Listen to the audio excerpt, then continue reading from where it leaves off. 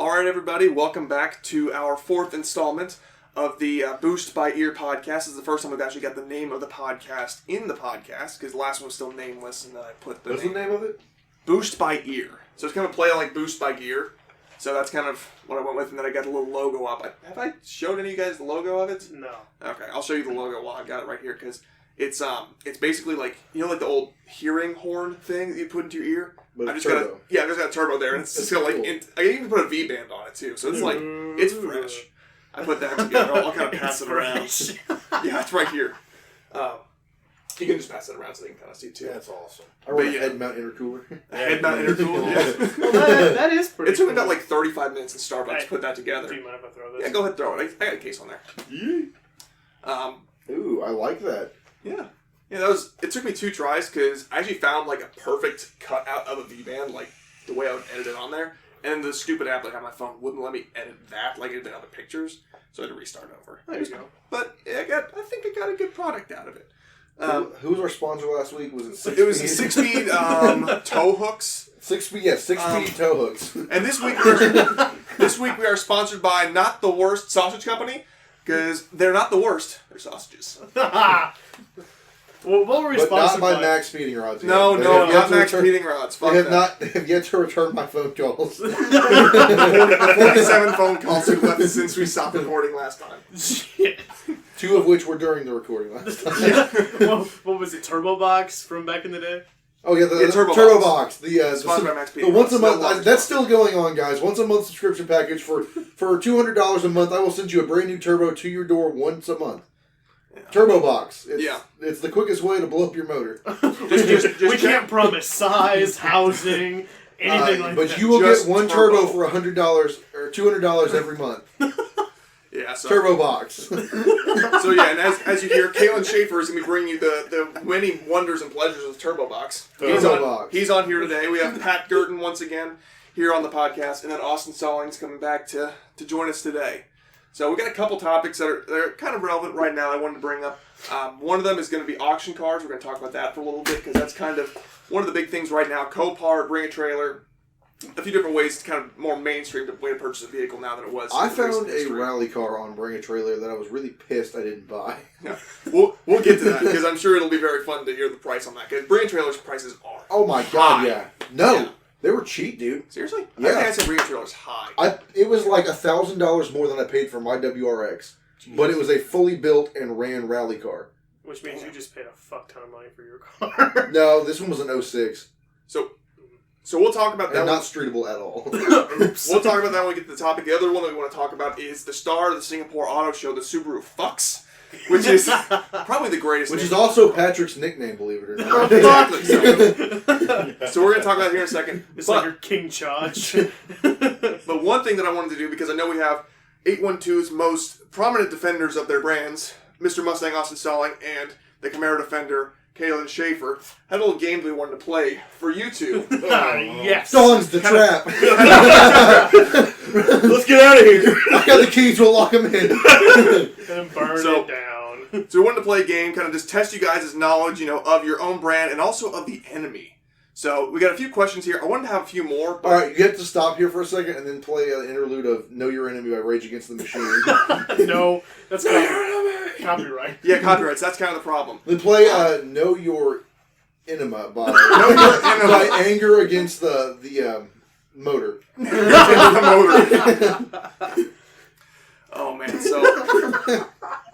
so here's kind of the rules again. I've got a few questions put together. You can each you can earn a point per question. So it's not based on does Camaro get the point, does Mustang get the point. You can each get the point. So all you gotta do is basically just get the answer right. I tried to put some together that are kind of a little bit obscure. I didn't get to use all the questions I wanted because there's just not the information readily available. But for example, you'd say like, which manufacturer uses a horse as their logo for this car? You'd say Ferrari. Gotta be Dodge. Yeah. Wait, where's the buzzer? No buzzer. You can nan for. You can pinch Patrick's left nipple, I'll pinch his right.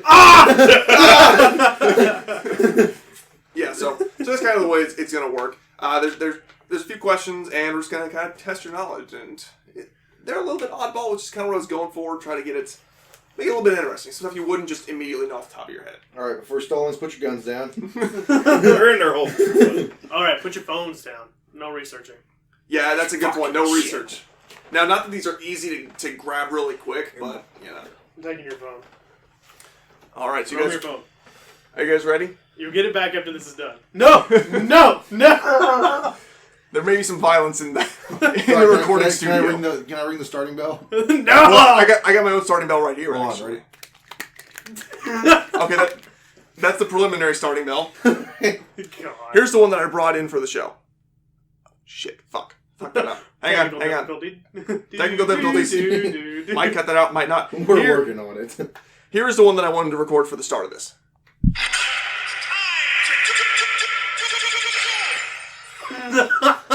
Fucking Yu-Gi-Oh. God. So, Okay. So are we just like yelling out the answer? Or what? No, it's not a matter of first. It's just basically which one you think is right. So I mean, Okay. you can both answer. There's no time on it. Okay. It's just a matter of Do we have any lifelines? You have no lifelines. This No. is purely know your enemy, know yourself. Can we fact check this? No, I fact checked all of these. I made sure that these are accurate. I did a lot of digging on one of them that involved going into a car driver article from 45 years ago. Oh, nice. So All right. So these are authentic answers to the questions. So I'm going to lead off, like I said, 1 point per question. So this is the first question that we've got. So which car, the Mustang or the Camaro, had better first year sales? So each car for their respective year. Mustang. Mustang? Mm-hmm. That is correct. The Mustang sold, granted it's a little strange with the 64.5 and the 65, but they're technically all 65 models according to Ford. So it sold 686,000 Mustangs for the first year, with the Camaro selling 160,000. Which is And why Camaro also didn't outsell the Mustang until 1972, I believe, was the first year the Camaro outsold the Mustang. And he is right on that. Yeah. But what's funny is with the Mustang sales, it was actually an issue that they weren't making enough of them. I got that from Donut Media. Yeah. Yeah, I mean, that's why you can still find it. James Pumphrey, if you're watching this, we love you. More power, baby! Yeah, Ram charge. That's also exactly why you can still find a 65 Mustang for $3,000 on Craigslist, whereas a first-gen Camaro is going to be $9,000 for one that's okay at best. Lightning! Okay, question number 2. Which car was the first to offer a 4-cylinder engine? I think the Mustang. Yeah, I think it was the Mustang. Is that your final answer? Yeah. Yes. Okay. The answer is Mustang. That was in 1974 with the inaugural Mustang 2. Mustang The Mustang 2. That's Ford Pinto. Ford Pinto Mustang. The up-badged Ford Pinto. Whereas the Camaro didn't have a 4-cylinder on the options list until 1982. Wait. Does that mean Ford was the first company to up-badge something from the factory? No, they were the first to go EcoBoost. They were the first to go EcoBoost. That doesn't mean shit. It was still a fucking Pinto. It's an up-badged Pinto, Stallings. Don't try to gouge it up with all your little makeup words. Alright, go ahead. Okay, so next question kind of ties into the last one. But which car offered the most power in their least powerful engine across the board? Camaro? Yeah, Camaro. Camaro? Yeah. Okay, this one is actually really close. The Mustang had 88 horsepower. The Camaro made 90. Oh! Out of the Iron Duke motor. I think that thing made That's, it. what a badass What was name, that, Iron Duke. 302? The Iron Shit?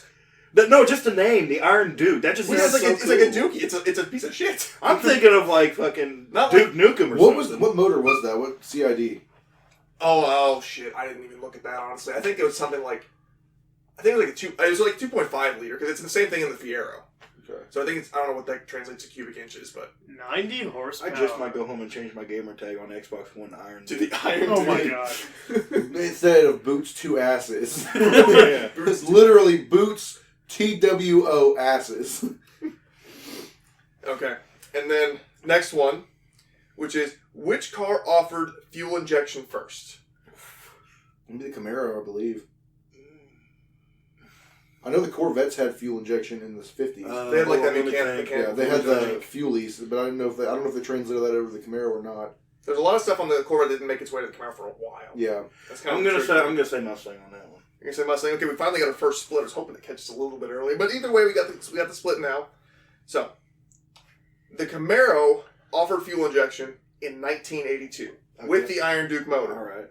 The Mustang offered it in 1983. Oh. Now, this is the one where I took a long time to find the answer on it because you could get a turbocharged 4-cylinder in the Mustang in 1979 with the Fox body. And everything I'd seen for like about 10 minutes said like, yes, that's the motor, turbocharged, fuel injected. They're wrong. That's where I went to an article from 1978 in Car and Driver where it said it's got a single 2-barrel blow-through carburetor up until 1983 where you got the fuel injected 2.3 motor. That's the SVO. The 4-cylinder turbo Mustang everybody knows and cares about because I care about the new ones. More power, baby. More power. More power. So, and then another question right here. Both the Camaro and the Mustang were considered for a wagon variant for the first generation. So, which one was considered to have a wagon for the second generation? I would say Mustang, but I'm not sure because I know they made a 64 or 65 Mustang wagon, but there's only one of them. I'm going to say Mustang because this might be just totally fucking wrong, but when I look at the 1971 Mach 1, the fastback, yeah, it looked like a really long hatchback. Like I did not like the look of it at all. It looked like a wagon. So I mean, that's yeah. So you think it might have been a feasible thing? not a nod to whatever concept they were, whatever was in the works. Okay, so both of you are saying Mustang? Yeah. Right now, Kaelin, you're in the lead by 1 point because you grabbed that last one. So the answer is actually the Camaro. Really? So there was Both a wrong. single one, the one you're mentioning on the Mustang. That was 64. there was a one-off wagon variant that they produced, kind of to show off the idea. I think it was actually bodied in Italy or something, like that, out of fiberglass. But the second gen actually had a wagon design concept for it, which obviously never made a production, or else people wouldn't know about it. Yeah. So the more you know on the Camaro. So That's weird. I never thought. I never realized that. It's weird looking. It doesn't look horrible, but it doesn't look good. And I mean, I can imagine like a split bumper with a wagon back just doesn't look. Yeah, I can't see that. It's so That's kind of strange. what I was thinking too. It's like that. Like a just split bumper 71, 72 with a wagon back on it. But I can imagine a Mustang with a wagon back on it. Yeah. Yeah, 'cause I think the Mustang, I mean, at least the first gen especially, is much more squared off, so it kind of fits that body style more. Yeah. And whenever I was looking up this question to get this answer for it, was like, I looked at them, and it's like, I feel like a wagon version of the Camaro would look like a Vega. It kind of had that Vega look to it. It wasn't quite as notched kind of back. It was more of like a flat kind of a cam back look. Mm-hmm. I mean, I was thinking about these. Like, a lot of these cars kind of had but shooting brake kind of variants in back in the day. Yeah. And that really fell off for a while and almost kind of picked back up like 5 years ago and then kind of tapered off again. Because shooting brakes are cool as fuck. Yeah. They are really cool, but it's hard to justify. It's like, do I want the wagon or do I want the coupe that it was designed to look like? I think that's kind of the issue with it. It's like, it's cool, but you want the coupe anyway. You want both. Yeah. Right. And you kind of can't like the Chevy Nomad. Yeah, you want both. Yeah. Exactly. That's kind of what I was thinking, because it's like, that's kind of why I thought the Camaro kind of was the one to get it, is because they already did the Nomad. You mentioned in the last podcast about the Corvette Nomad. So they kind of seemed primed to do it again, or at least look at it with the Camaro. Yeah. As opposed to actually doing it. So you lead 1-0. So really, you would be the winner here, because I didn't get as many questions as I wanted to. But I do have one that I decided to make for all the marbles. So it's going to be a 3-parter. It's the same car. But you gotta make sure you get it right. So, which one is the most raced car in the world? This car was considered for front-wheel drive, but stuck with rear-wheel drive. And in 2004, this car received a special variant by way of forced induction before seeing it redesigned in 2005. I know and the losing answer that is option. Mustang, because they didn't make a Camaro in 2004. Mustang. Yeah. Mustang? I knew it from the first one. It was Mustang? from raced the most. I knew it from the first one, but the last one solidified it because they didn't make a Camaro in 2004. Final answers? Yeah. Well, you're both wrong because Miata is always the answer, motherfuckers! It's the Miata! What would you do if I would have just said Miata? I've been pissed off. I thought about that. I was like, what if he fucking calls this right now? He just called me my bluff and gets this. But technically, aren't all cars Miatas at heart? Well, exactly. Everything is just bigger, or really, there's not a lot of smaller Miatas, but... I'm just going to say, you got really excited saying that because you came out of your seat and was like, I did. I was at work, like, trying to think of, like, shit for this episode, and I was like, what if I played a game with, like, Stallings and Kale, like, about Mustang versus Camaro and stuff like this? And it's like, what if the last question was Miata? Because like, I was trying to think like the answer is always Miata is always right. It all lines up really well. It's like racing. Okay, the Mustang and the Camaro. Everybody thinks of them like as far as like race cars, drag racing, shit like that. So that'll work. Nobody thinks about autocross racing.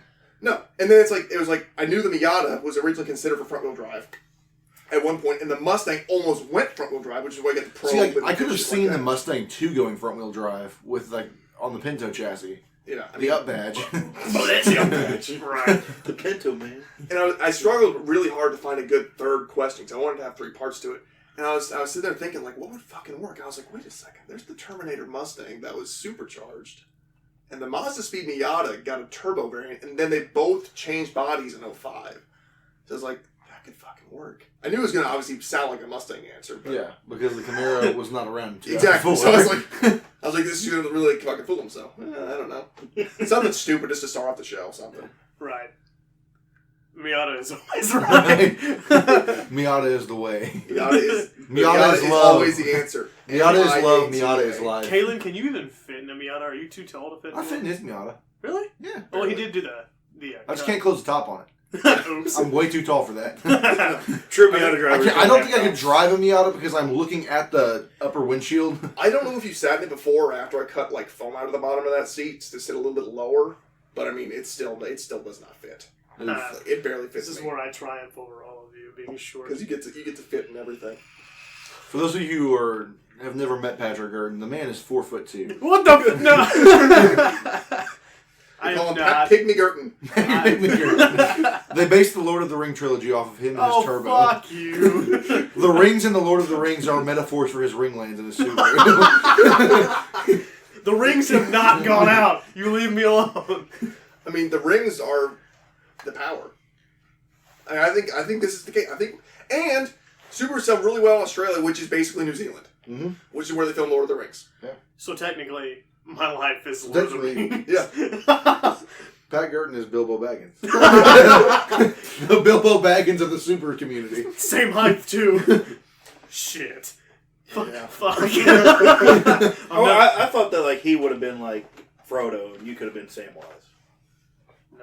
No, I'm Gandalf. You're Gandalf. Bullshit. I want to be Gimli. I mean, he's got beard though. That's the thing. And I've got long hair. No, he's got patches on his chin. Is what he's got. Well, you know, he's an old man. It doesn't grow quite the same as it used to. Moving on. Ooh. For those of you listening at home, high velocity banana. That's precision banana struck across the room.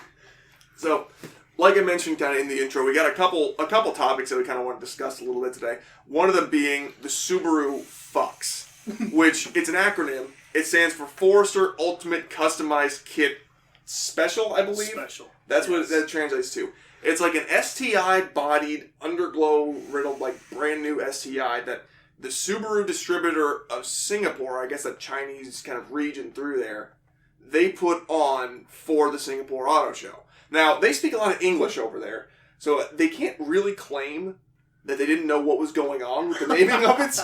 But Subaru of America was not happy. I'm just excited for when James Pumphrey does a video about the Subaru FUCS. Because he will. That is going to be the greatest one. Yeah, I mean, the concept is cool because a Forester STI hasn't existed in quite a long time. Right. Since 08. Can we play like interlude of somebody playing taps? Like right Yeah. after he says that? I can try. I can't make a promise, but I can try. Hey, dude, that car was badass. Yeah. That was a really cool car. Yeah. I mean, it sucks. We never People don't really realize, guys, is these cars are actually really fast.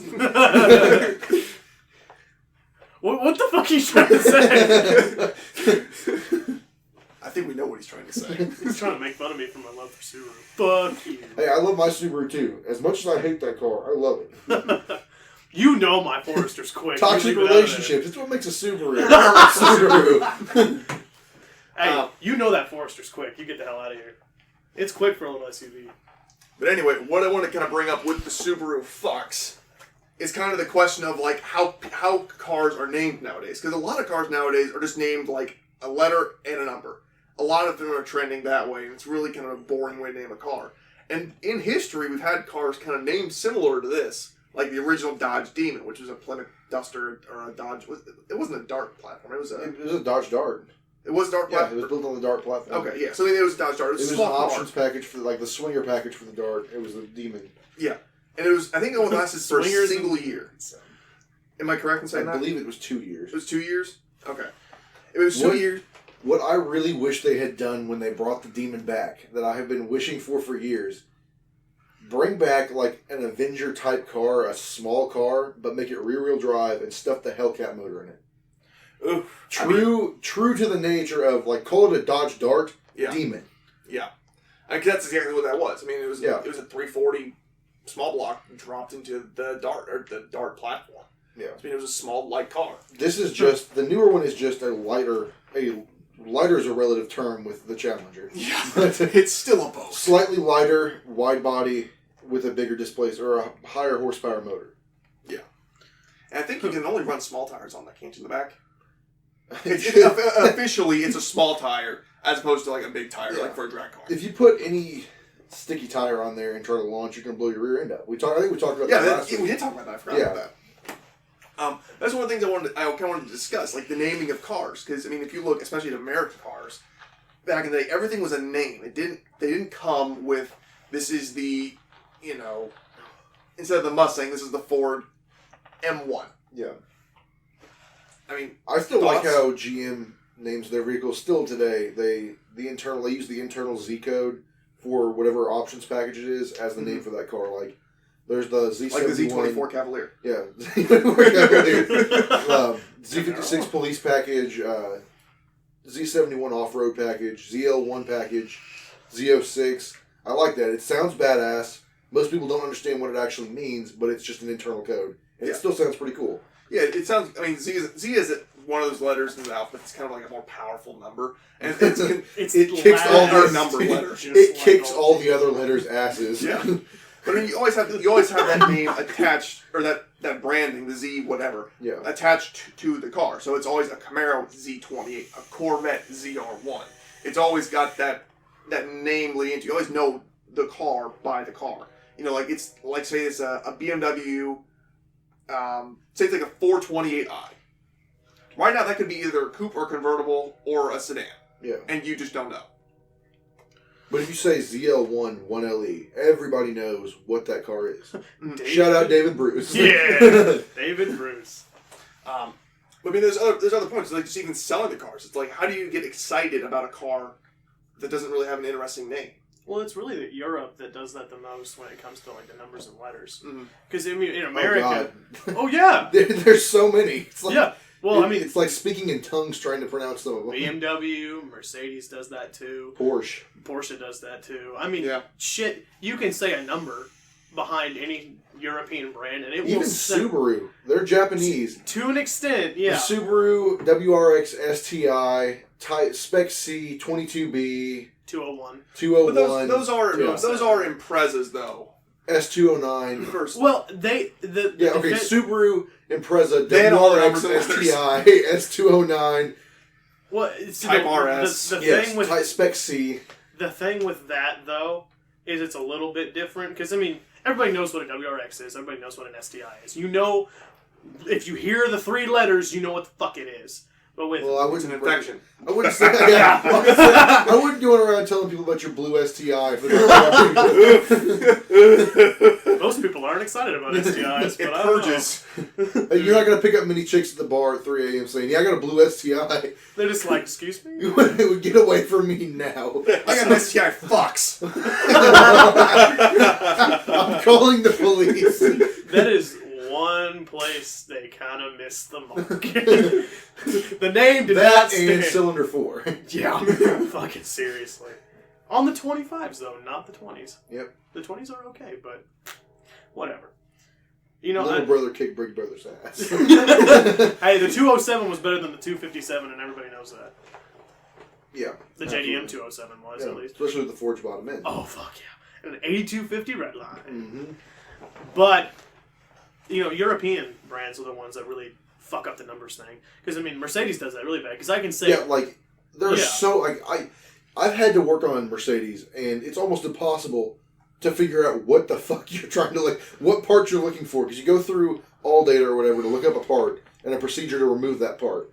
And it asks you, okay, Mercedes truck, what The next one is just a long list of like a random assortment of numbers and letters, and you have no idea what they are. Yeah. Because there's no real like car-based name for a car, and then the options package to go with it that correlate with the numbers. And it's even worse with like Mercedes and Audi too right now. They're both kind of doing this, where it used to be that the numbers at least correlated to like the car's platform and the engine size. That's what you kind of had to pick up this. Now, the engine size isn't directly related to what the number is. The number is just a respective, like, telling you how much power it has.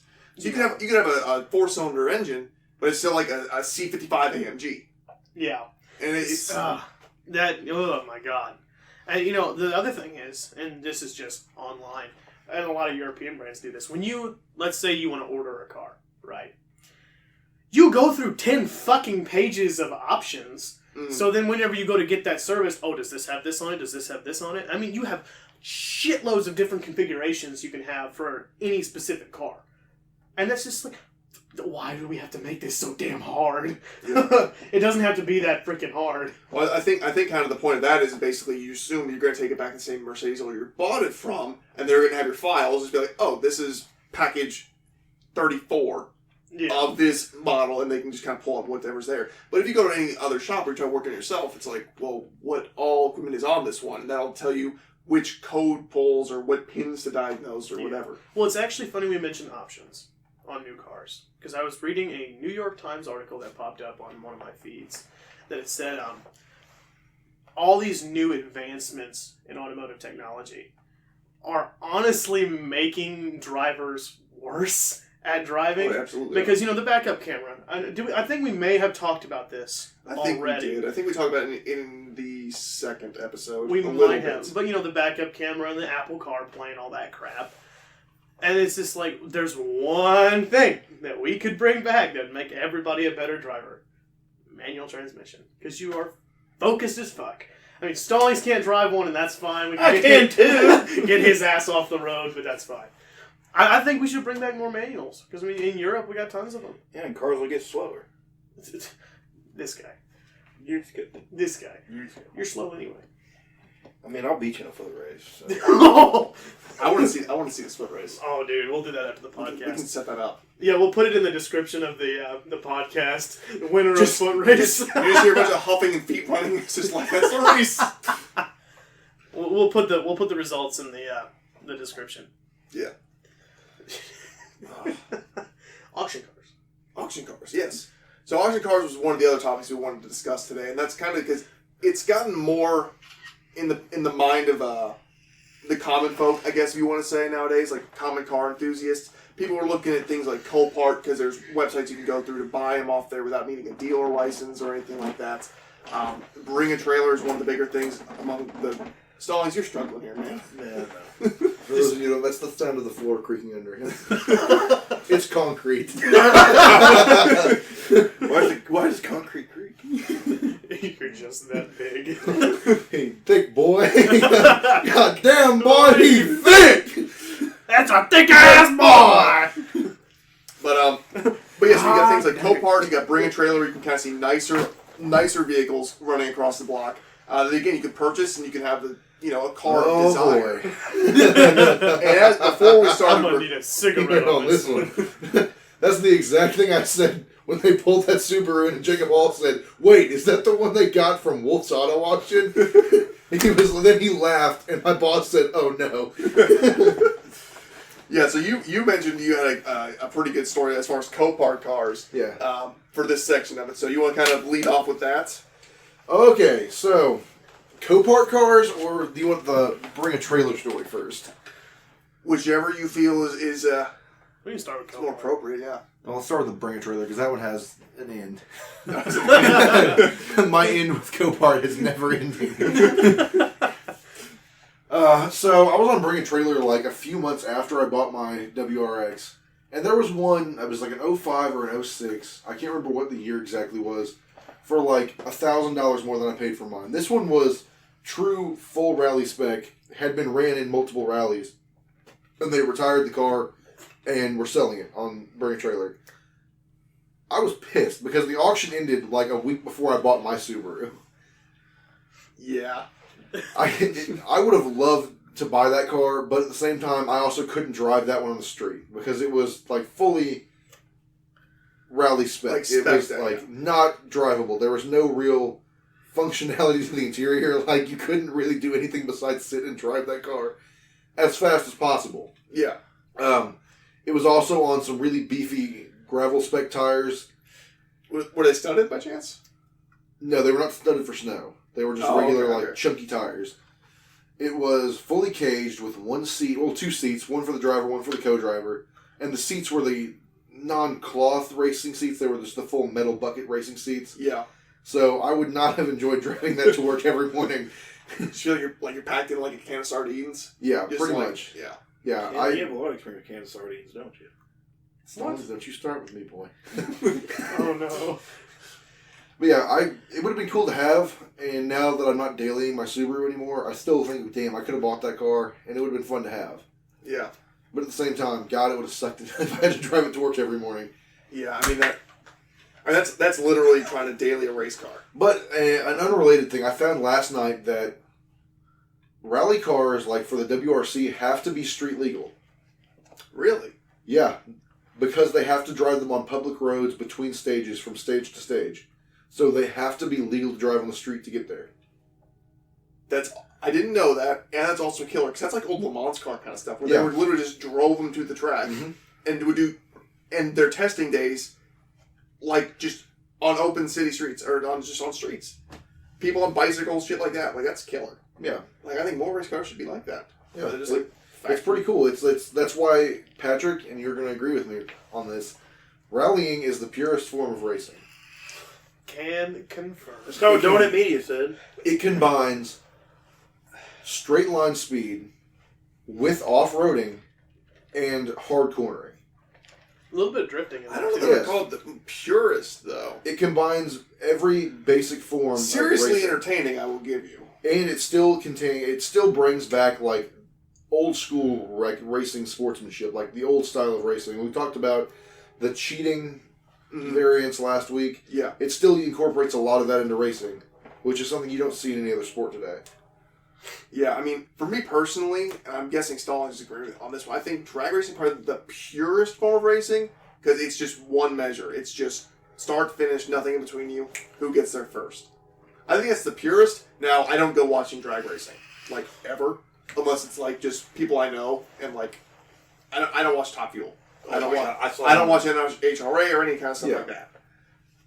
I went to a Top Fuel race in person. To me, Top Fuel is incredibly interesting and incredibly boring at the same time. Yeah. Because they're not cars racing. It's... Sticks with engines. Yes. And parachutes. Well, I think the thing that makes rallying, not necessarily, it is one of the most pure forms of racing, but it's also the most difficult. Yeah. But it's not like drag racing or circuit racing where it's really just about how much money you can put in the car. Yeah. Rally racing, what intrigues me about it is the fact that you're going so fast, you have to have a separate person in the vehicle to think for you. Yeah. I mean, yeah, that's for almost all rallies. You have to have a That's kind of the co-driver, case. two-man team. One person drives, one person tells the other person how to drive. Yeah. Yeah. Which normally you wouldn't want, but Yeah, hey, here we are. In this case, when you're doing 120 on a gravel road Through in the middle of trees. nowhere, one quote that I've always loved is, a regular race car driver will see the same corner 1,000 times. A rally driver will see 1,000 corners one time. And that's one of my favorite aspects of it. Yeah. Well, that and Colin McRae rolling his car and then still finishing. When in doubt, flat out. Yeah, I mean, rally is really cool, and that is, like I said, I don't think it's the purest form of racing, but it's definitely one of the earliest forms of racing, because there's always, like, hill climbs, and they were usually never paved, Yeah. because they were just trails that people just raced up. It keeps the pure essentials of racing alive. Yeah. Which is, I mean, it's just A to B. Yeah. That's kind of what it is. Yeah, That's why you still see... It's A to B, but in a very, very difficult path as Yeah. fast as possible. Yeah. It's like, once they figured out, okay, these cars can go and stop, what next? Yeah. Oh, they'll turn at that. And then as soon as you have turns, like, who can get around it the fastest? Yeah. The And only that's just the natural evolution of the things. only And- reason that I'm not specifically building a rally car is that I can't really justify beating the ever-loving shit out of something I put a lot of time and money in. But I can. Yeah, I mean, off-road is where the money is. Yeah. As far as building and maintaining. Patrick, you and I have had some fun in my car. You know I can justify beating the shit out of my car. Well, that's fine. You do what you want, man. You were with me the day that we went, in Mexico. Yeah, that one day in Mexico that we took a 1 hour trip to Mexico. I don't know how it happened. But we launched out of my driveway and into Mexico. Directly into Mexico. Hit the first hill in Mexico doing, north of 85? North of 85, and then we got were a full airborne for... second and a half of air. It was about 2.5 seconds of air, and it landed really nice. Smooth as a cloud. And then we continued to hit corners and gravel in one-lane back roads with a lot of hills. That was fun. That was a fun day. It's fun. Kaelin Schaefer when he's mad, kids. I just beat the hell out of my rally car. So would you guys say that's probably the one of racing, the type you probably watch the most? Well, I like drifting, too. Every time I see a video on Facebook of rallying, I share it. It's just interesting to me. Like, it's fun to watch. It's incredible to see these people, like, the skill that's required to do it and how precise they are in such an unprecise fashion. Oh, yeah. Yeah. Well, I think rally racing and drifting are two of the most fun sports not to watch also, but the technique that's involved in doing it is just so artistic. Drifting is just cursive driving. It is. I wouldn't call myself a fan of rally. Stallings, you and I have listened to Shipping Up to Boston enough times to know that's not. But true. I mean, I'm not a fan of it. But I do find it interesting. But one rally that really catches my attention is the old Group B videos. Mm-hmm. Oh, dude. We actually talked about that on the last. Basically, unregulated last rally podcast. racing. Yeah, man, I want to lose weight, so I'm going to replace my roll cage with PVC pipes. Yeah. We talked about that too. Yeah. Yeah, I mean, it's like everything at Group B was at out of 10, 15. Yeah. 17. Group B was the least safe and the most extreme version of rally racing. Yeah, I mean, I think the most extreme version of racing in general. Yeah, I will say that. I don't know. Indy 500 is pretty fucking intense. Well, I mean, yeah, but I feel like you could die a lot faster on Group B. I don't know. They're going like 200 something miles an hour on Indy 5 cars. Yeah. They bank at like 180, and their straights are like 240 somewhere in there. Yeah. Get your game up, Chase Miller. Don't tell him to do that. I'm his co-driver. Don't tell him to do that. He will. It's like, well, we're in He the car fears now. no man or God. Are you coming with us to Tail the Dragon this year? Yeah, I can get my Subaru trailer down there. I'll probably tow it behind my Suburban. There you go. That's I didn't know a if good you way were to just do going to it. co with Chase if you can get your Subaru running. I might do some co-driving with him. Yeah. And then, he'll swap off into my co-driver. Yeah, my new car should do really good downtown. On the clarity. All right, guys. I want you to all to spam Patrick's DMs with hashtag what's the car until he finally breaks and tells us what it is. You're going to see it tomorrow. That's a long hashtag. Just do like, what a car. What a car. What a car. Just beat it up with that. I mean, it's cool. I really like it. I like it too. It's not fast for the fuck yet, but I mean, it's cool. Handles like a fucking dream. Honda Clarities. Honda Can't Clarity. beat them. Maybe it's an Acura. No, I'm just kidding. Here's what it is. It's a Honda Clarity, but Acura. the plan is to get a first-gen MR2, cut the body off the MR2, put the Honda Clarity on there, mid-engine Honda Clarity. Fuck no. Or, and hear me out, we don't. So, what was the question again? Copart. Yeah, Copart. Yeah, that's what we're starting off. All right, so Copart stories. Oh, man. So, once upon a time when I was working at Audubon Chrysler in Henderson, Kentucky. They had a Subaru there for what I had heard was 6 months. It had been there for a while. It went to Subaru for 3 of those months, and Subaru couldn't figure out why the car was misfiring. It was a 2013 Subaru WRX hatchback with a supposed to have a 2.5 liter engine in it. Wait a second. What did this car look like? Gray. You said it's a hatch, but Gray hatchback. did it have like a blown sticker on the back of it? I had the Subi Flow sticker on the windshield. I walked past that car. no! I walked past that car a lot. Yeah. Always sitting in the back, not doing anything. Well, it was there for 3 months. Came back to Audubon Yeah. for 3 months, and our technicians couldn't figure out anything on it. So, I heard there was a Subaru on the lot that needed work. So, of course, I wanted to buy it. It's what makes a Subaru a Subaru. It's an addiction. It really It's an is. abusive relationship. Yeah. It hurts so much, but you love it. So I pulled it in. While I was pulling it in, I pop started it just to see if it would run. Because when they got it back to Audubon, it wouldn't start. It would crank over and turn over fine, but it wouldn't start. I even sprayed ether in there to make sure it was getting fuel. See if it wasn't getting fuel. Still wouldn't start off of that. So I knew it was something with spark. Mm. Well, I pull it in. Well, they tow it in, and while they're towing it, I pop the clutch and get it started, and it runs really, really, really badly for a very short time. Yeah. And then it stops running again. Like running like rich or lean? Like it barely ran. Oh, Like one alternating cylinder. Yes. Like this one would fire, and then maybe the other one would fire. It just did that for a few seconds and then died. And I was like, well, I got it running. But barely. Yeah. So we pulled it in. Of course, the service manager there had heard, hey, he's got a Subaru. Let's see if he can fix this. Because he knew I had a lot of problems out of mine. Yeah. I pull it over. The first thing I do is unplug the MAF sensor on it to check and see if it was possible MAF issue causing it not to start. Mm-hmm. It still does the same thing. Cranks but doesn't start. Next thing I do is call Mr. Jacob Hall. The guru. Because I was leaning towards possible timing issue, but I didn't know the proper diagnostic way to do that, or the Jacob Hall way to diagnose that.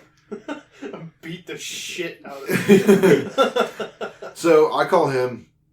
He texts me the diagram for timing marks on the Subaru Impreza WRX, like that. The motor that was supposed to be in that car. Checked it. Every cam lined up except one. It was out of time by a few teeth, which was apparently not enough to bend the valves. That's good. Yeah. As good as not enough to bend the So valves. I'm on the phone. I called Hall and said, "Hey, it's out of time." Well, I was like, "What do you think the odds are that it damaged the belt, or can I just reset the time, use the same belt and set it back into time?" He's like, "Well, to be safe, let's just replace it. Just get it replaced." So while I'm on the phone with it, my service manager comes by, and Jacob Hall goes, "Hey, is that the Subaru, the gray Subaru from Wolf's Auto Auction?" And my service manager's face was the most pale shade of "oh shit" I've ever seen in my life when he goes, "Yeah, why?" And he goes, "Haha, I know that car." So I limp it. I order a timing belt for it, limp it over to my bay, and get it up in the air and start pulling the timing belt cover off. A day later, I get everything set on there, and a couple trips to Subaru service department later with special tools. I got it set in time, started it up, and it ran perfect for about 5 minutes. That was the point when I checked the block, like the block number and the head numbers. Mm-hmm. It had Subaru U20 heads on a 2-liter block in there.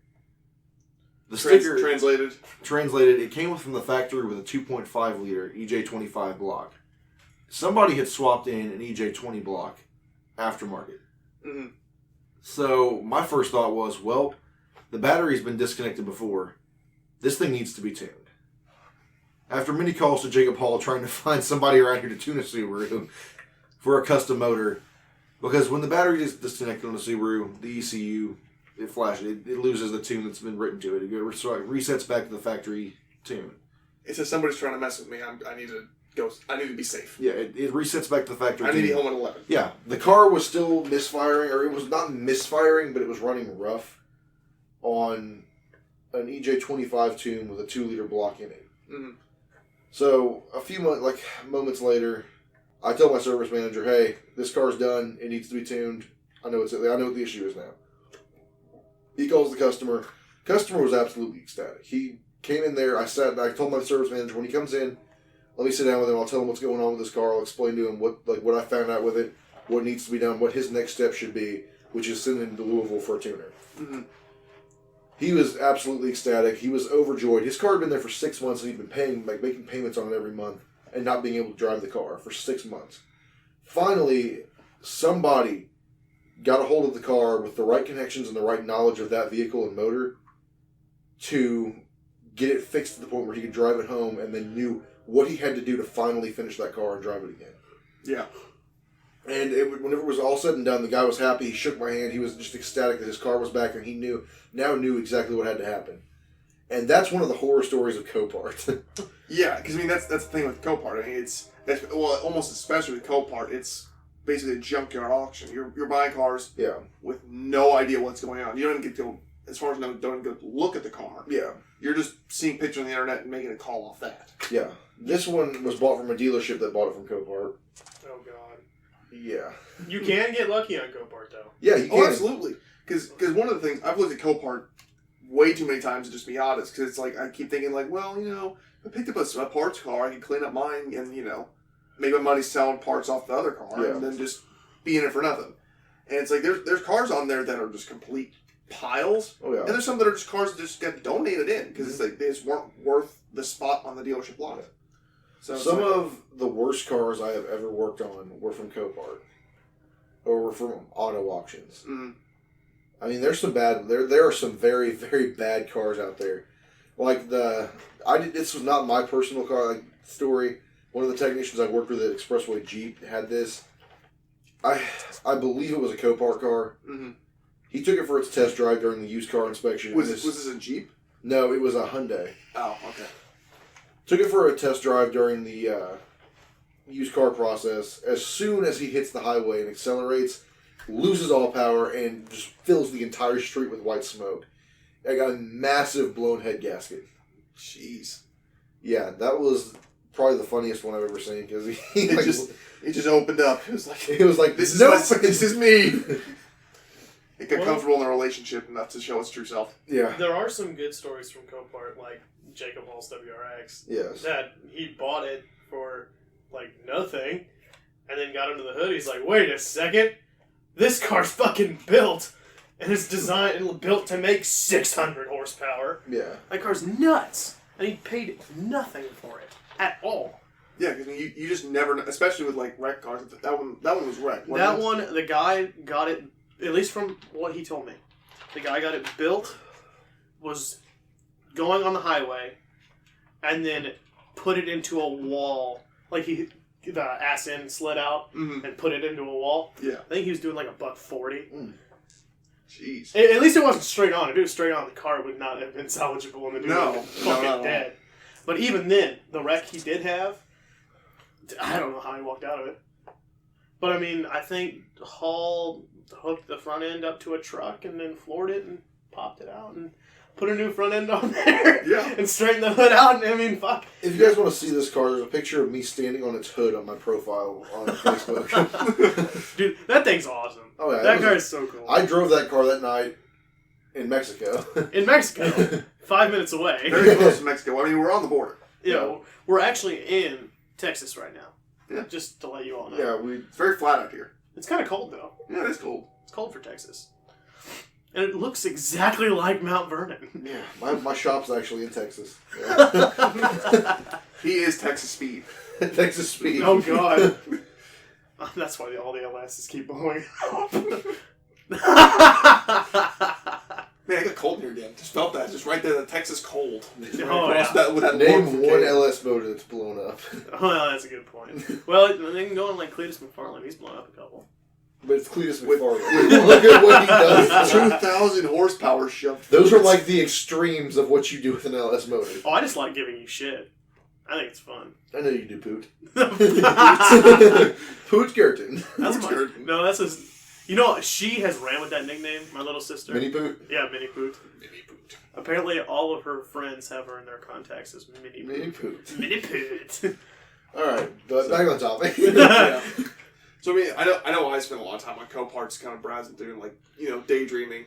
I'm sure you have both at least run through a few times. Yeah. I'm guessing. I've been on that. There's some Copart websites I found where you can buy Ferraris and Lamborghinis for very low amounts of money. Fractional amounts of money. And they're not bad from the descriptions. say they're not bad. Some of them are like repossession cars or flood cars with no actual damage to them. Just it was in a flood zone and it got into the floorboards. Yeah. Or they've been stolen, and the insurance company recovered them, so they can't give them back. The customers already they already paid out. The original owner's already been paid. They can't give them back to the customer or the owner. So they have to sell it at Copart for whatever they can get out of it, just like salvage up on the end of it. When your drug dealer gets his Ferrari repossessed, you have a chance of owning it at a fraction of the cost he paid. Yeah, but with a salvage title normally. Right. Yeah, and that's kind of thing. Cause I remember with the B is for Build Hurricane. Yeah. He kind of got into that with. Is that the one with the exoskeleton on there that he like? No, that's somebody else. I don't know. I know the one you're talking about. This is is the the custom white wide body kit on there. This is the one with the twin turbo LS. Yeah, in the back of it. He has that like weird wide body kit he custom made for it. Yeah. That's cool. But he was kind of going through there. He was saying like, it's really weird with supercars because who's going to go buy a salvage car or salvage title supercar because it's just going to continue to depreciate in value. Now, exactly, people like us will be the ones who will be all over it. Yeah, because I don't care about the value of the car. I'm not planning to sell it. I just want to enjoy it. Right. Whereas it's like up at the level of the supercar buyer, they're just thinking, I'm going to have this thing for like 2 years traded. And to them, it's a clout piece. Exactly. So it doesn't matter that, if it's got a salvage title, why don't they buy a used salvage title vehicle? It doesn't make any sense to them. But that's true, yeah. Well, I mean, and there's the other auction. There's another side of auctions, like Meekum and Barrett Jackson and shit like that. Which, actually, there's one thing I did want to bring up and I forgot to mention. A relative of mine is selling a 1970 Ford Mustang GT500 at Barrett this Friday. A what? A 70 GT500. I got a picture on my phone. My aunt sent it to me. I'll show you. It's red and it's got a gold stripe on it. Oh, cool. Yeah, it's fancy. I mean, it's like, like you were saying with the auction. I'm going to pull this picture, but yeah, go ahead. Yeah, like with us being, dealers of classic cars, we don't really deal with much late model stuff. We will if it gets traded in, or if Dad can find something cool, but most of the time we do classic cars. So we take our stuff to Meekum auctions. We don't really do Barrett Jackson.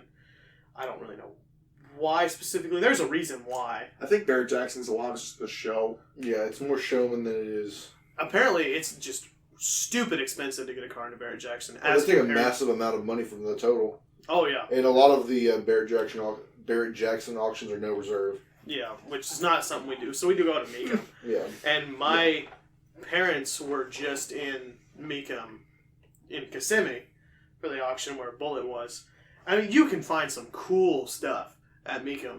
But the crazy thing now, the really big auction pieces now are no longer... I mean, still muscle cars like old Mopar and old Chevrolet and old Ford will still bring good money. But the big pieces now, the ones that bring huge money, is old wagons and old pickup trucks. Believe it or not. Yeah. That's like where the huge money is. Because, I mean, you can find... There's some trucks that... Dad said there was a Restomont C10. 69 short bed single cab C10. And it went for 6 figures. Really? 6 figures. Dude probably didn't even have 6 figures in it if he built it. Yeah, no, I mean, I struggle to see where you can get the kind of money out of a C10. You can. Or not, I mean, putting it into it. Like, where do you fit $100,000 into one of those things? Oh, yeah, I mean, you could. Yeah, if you really wanted to But, I mean, it was just basic. It just had, LS1, 4L80, nice paint, nice interior, wheels, and a suspension on it. That's it. And it went for 6 fucking figures. Yeah. That's stupid. And I mean, international trucks do the same thing. International trucks, old Broncos, Woody wagons, shit like that. They go for huge money. And that's just the new trend now. Oh, another new trend that's coming out is JDM. JDM is going up very fast. Oh yeah, I mean everything's on Fast right and Furious. Fast. Like the Mark III Toyota Supra went for like $35,000. Which, I mean, doesn't sound like a lot. That's probably the nicest Mark III Supra in existence, though, too. Oh, 30,000 miles, 5-speed, turbo, white with blue interior. Oh, it was... Mark 3 or Mark 4? 3. The 4 that was there was one Mark 4, and it was an automatic. Yeah. And it didn't sell because it didn't bring enough money. It brought $75,000 and didn't sell. Yeah. One thing I've noticed I watch a lot of Barrett Jackson when they're on. My dad used to do. He's sold and owned many cars. I'll tell some stories about that here in a second. But he used to sell them a lot back in the 70s and 80s. Back then, the more stock the car was, the more bone stock it was, non-numbers matching, even if it didn't have the numbers matching, it would still go for more at auction than a normal one would.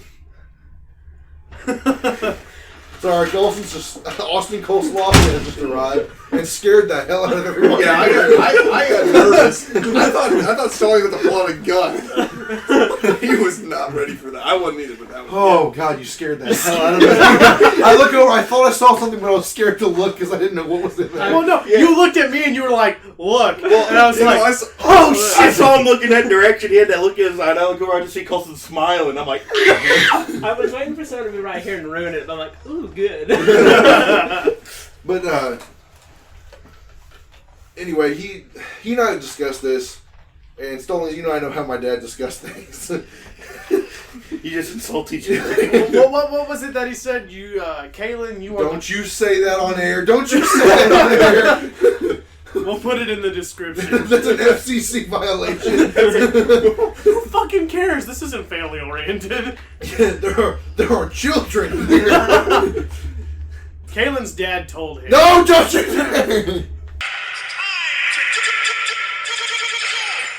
You're gonna have to cut that out because that's a very offensive joke. Might bring the Yu-Gi-Oh parts back for that one. Notice your dad told you it's time to duel.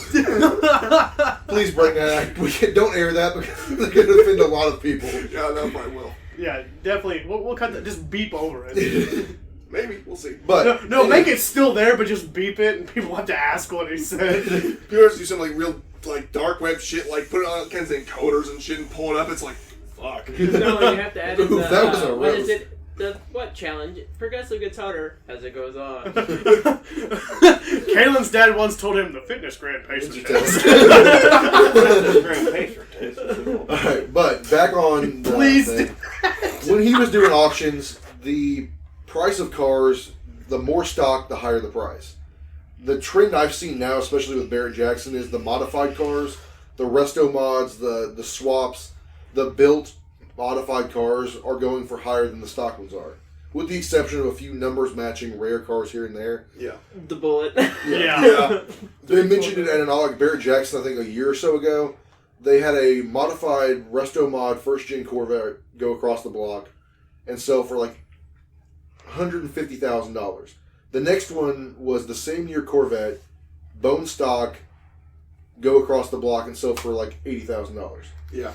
I mean, it's kind of strange because a lot of the cars like that are the high dollar cars, like those pro touring cars, and it's you really wouldn't expect those to be the ones that bring the high dollar because you'd think the owner built that for themselves primarily, not so much for anybody to say oh yeah, I really like that one, I'm gonna go for that one.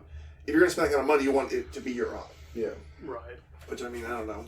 And back in the 70s, I've heard stories of some of the shit my dad's had. I'll get to that part now. The most shocking one to me that still to this day blows my mind that he had one was I believe, 72 Ferrari Dina 426 GT. Yeah, those are worth a lot of money now. He told me, he was I had a Ferrari, and I was like, what Ferrari? He was like, well, I bought it somebody, rear-ended somebody or something, and he owned a body shop, restored the car, and sold it. And I was like, what kind of Ferrari was it? He was like, oh, it was a 69 or 70 Ferrari 426 GT. And I was like, what? You what? It still blows my mind. Because the day before that, I was playing Forza Horizon 3. This is a year, 2 years ago, when I first got Forza Horizon 3. And the barn find on there was the Dina 426 GT. Yeah. The same year. If you want to know what car it was the same car that you find in the barn, and they're talking about how rare this car really is. And I was like, how much did you sell it for? He's like, oh, I sold it for $20,000 back then, which is in 72, somewhere around there. Yeah. And I was like, you know how much the auction price is on that car, the last one that sold? He's like, no, why? Looked it up, it was 3.4 or 5 something $1 million There's no way a 2460 knows that much. I thought those things are going for like 300 right now, which Look is them still up. a lot of money. Look it up. I can't remember the exact auction price. Because look like it up.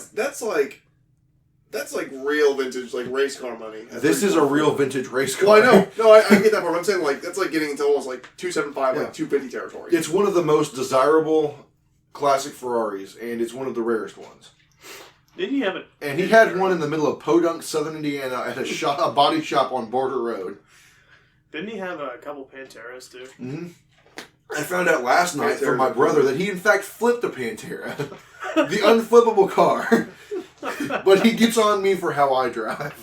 But he flipped a Pantera. Yeah. Jeez. According to my older brother, who I was talking to last night, he was like, I don't get why he gets on you so much about how you drive. And I was like, what do you... I was like, I know. He's like, no, you don't understand. He flipped a Pantera.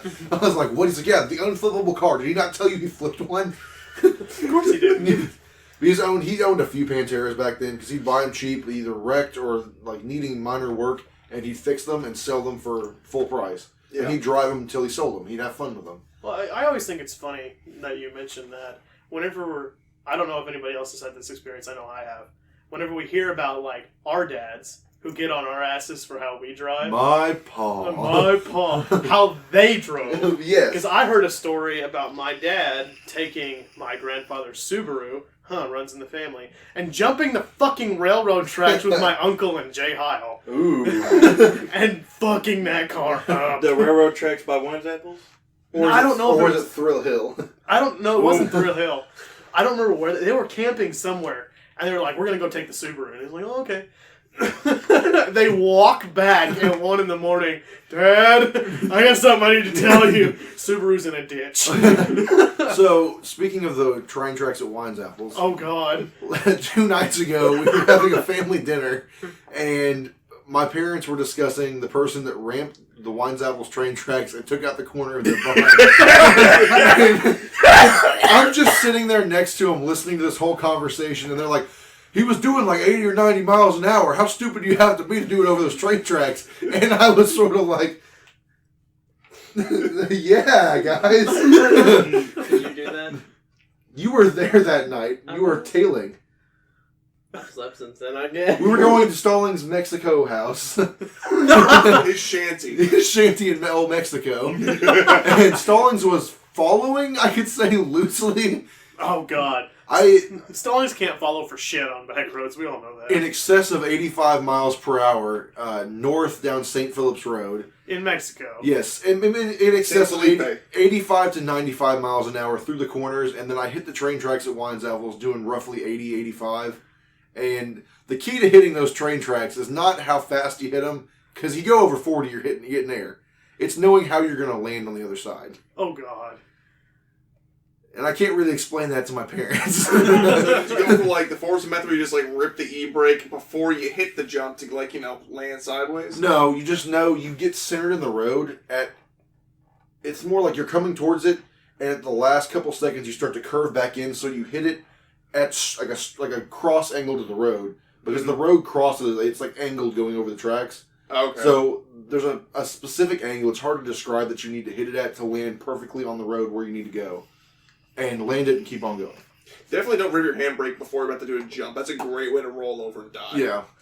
That was a joke at first, but okay. Anybody thought... Viewer discretion is advised. I'll try that. I'm going to go jump my car and rip the handbrake before... Don't try this at home. We're certified by the Mexico Racing League. The MRC. Oh, God. But, yeah, our parents did a lot of stupid shit. Yeah. Particularly your dad and my dad, Pat. I got a story. I don't know why. Well, I'm probably just... How old's your dad? 76. That's why they never hung out. Yeah. But I feel like... My dad could be your dad's dad. Yeah. I got a story. My dad, back in the day, I was probably 8 or 9 years old, but he had this Yamaha crotch rocket, and I don't remember what the make of it was, but it was obviously a very serious bike. And one day, Mom sends him to Wesselman's to go get some groceries. Uh-oh. And he decides to take the bike.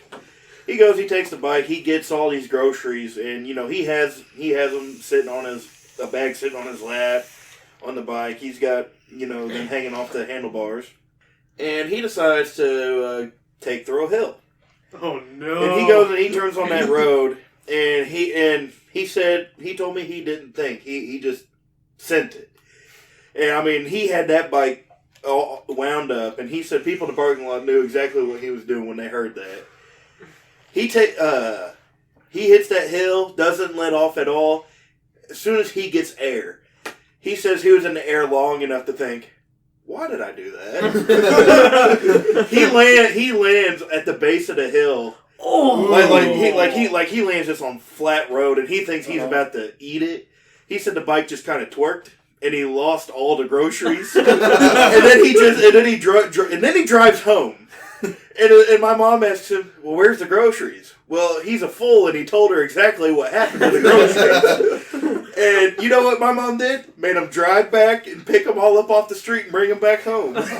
I mean, she probably didn't know how to react. She wasn't expecting her husband to tell the truth. Be like, yeah, I hit this hill going 95 with fucking eggs on the side. You obviously don't know my father. He will tell you exactly, ladies and gentlemen. Well, for anybody who doesn't know what Thrill Hill is, there's a hill in Mount Vernon that's behind Yonkers, and there's a shopping center next to it. Yeah, it's where Wesselman's is in Mount Vernon. When you come in town and you go under the train bridge, if you go... It goes up to the tracks where the train bridge is. So about, what you said, 2 stories up? Yeah, do more than that. 2 stories up, maybe 20 feet, 2 stories down. Yeah, it's very, very, very steep, tall hill. It's like the episode of SpongeBob where he goes to the bottom and he can't get back up. That's Thrill Rock Hill. bottom.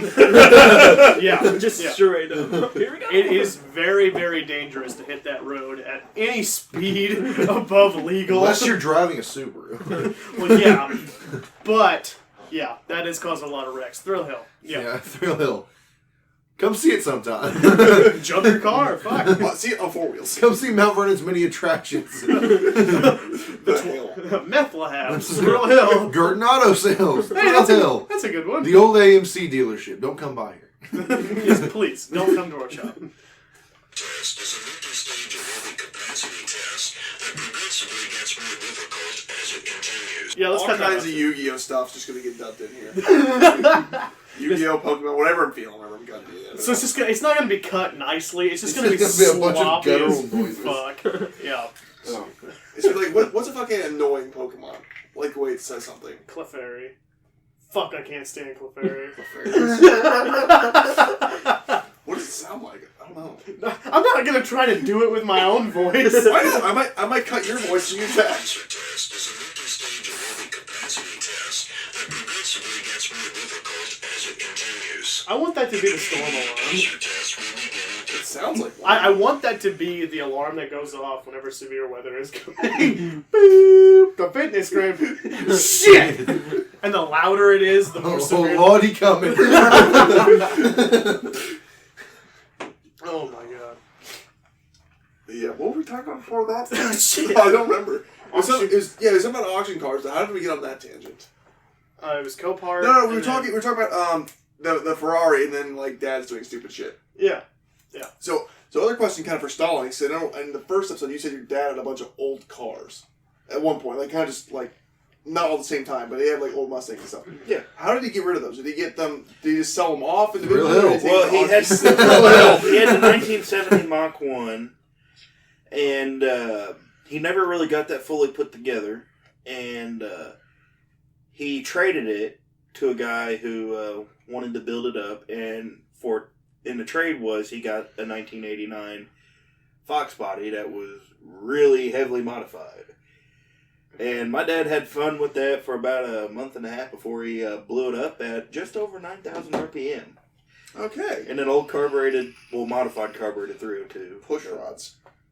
9,000 RPM. Yeah. And to this day, that Fox body's sitting in the shop. And he actually signed it over to me. Okay. So technically, it's my Mustang now. It's your blown up piece of shit. So when are you gonna bring that up to a meet, Sollies? The what? When are you gonna bring that to a meet? I mean, you willing to push, I'll steer. We do have a Put the rollback outside Miata the behind shop. it. I mean, I can make Just engine bang it. noises. I mean, there's a rollback out there right now. Hey, there you go. And then But yes. put Stallings' Mustang on the rope and then have Cam pull it all in the Miata and just squat on But it. all it needs to get the engine running again is A new engine. Engine. No, Brand new it engine. needs- Just needs a new engine. pistons, push rods, and heads. That's an engine. That's all better. it is. Might as well just get an And you have engine. to hone the block out. Your mom's Yep. a home block. What? The fuck did you Take just say? you take that back right this minute. You shut your goddamn I would mouth. call Brian and make you apologize. No balls. He'll No call balls. your dad. I don't give a shit. My dad's stronger than your dad. No, my dad's cooler than your My dad. pal can whoop your pal's ass. Their dads just come and just start giving their sons shit. They wouldn't even fight about It's like, anything. what the fuck are you doing here? Stallings and my dad are one team, and he and Stallings. We could make that. Hey, we could make that great podcast content, but we could not post it because that would get very, very. That's bad. like, that's like real if you wanna actually pay for these things, you might get that. It would you might work get it well on your until my dad turned on Stallings and just started roasting everybody in the ring. My grandma can whoop your grandma. Did I tell you I saw your dad the other day? Probably. I saw your dad the other day whenever I was coming back from making a run for the shop in my Subaru. That motherfucker swerved to hit me. I told him to do that. I was in the truck with him. I was like, "There's Patrick." He's like, "Watch this." I forgot about that till now. I'm just like, what the fuck? That's We both thought it was very funny. It's like, shit, man, he had a bad fucking day. Yeah, fuck that guy. God damn. Your dad's funny as hell. Boys, I've only seen him once, and that was when he pulled him out here and just started giving all kinds of shit. I was like, damn. Yeah, that you'll have. You get that? I've gotten used to that. Like, if I'm over here, like, me and him will be over here, and he'll be like, oh, hey Colson, how's it going? I'm like, oh, hey, how's it going? And then just immediately, boom, boom, boom. It's funny because Stallings, well, he and Stallings will gang up on me, and then he'll instantly turn on Stallings and just start talking shit to him. Well, here's how it is. The It's first like- time Stallings brought his Mustang over after getting it back from Kansas City, he roasted the hell out of him in my driveway.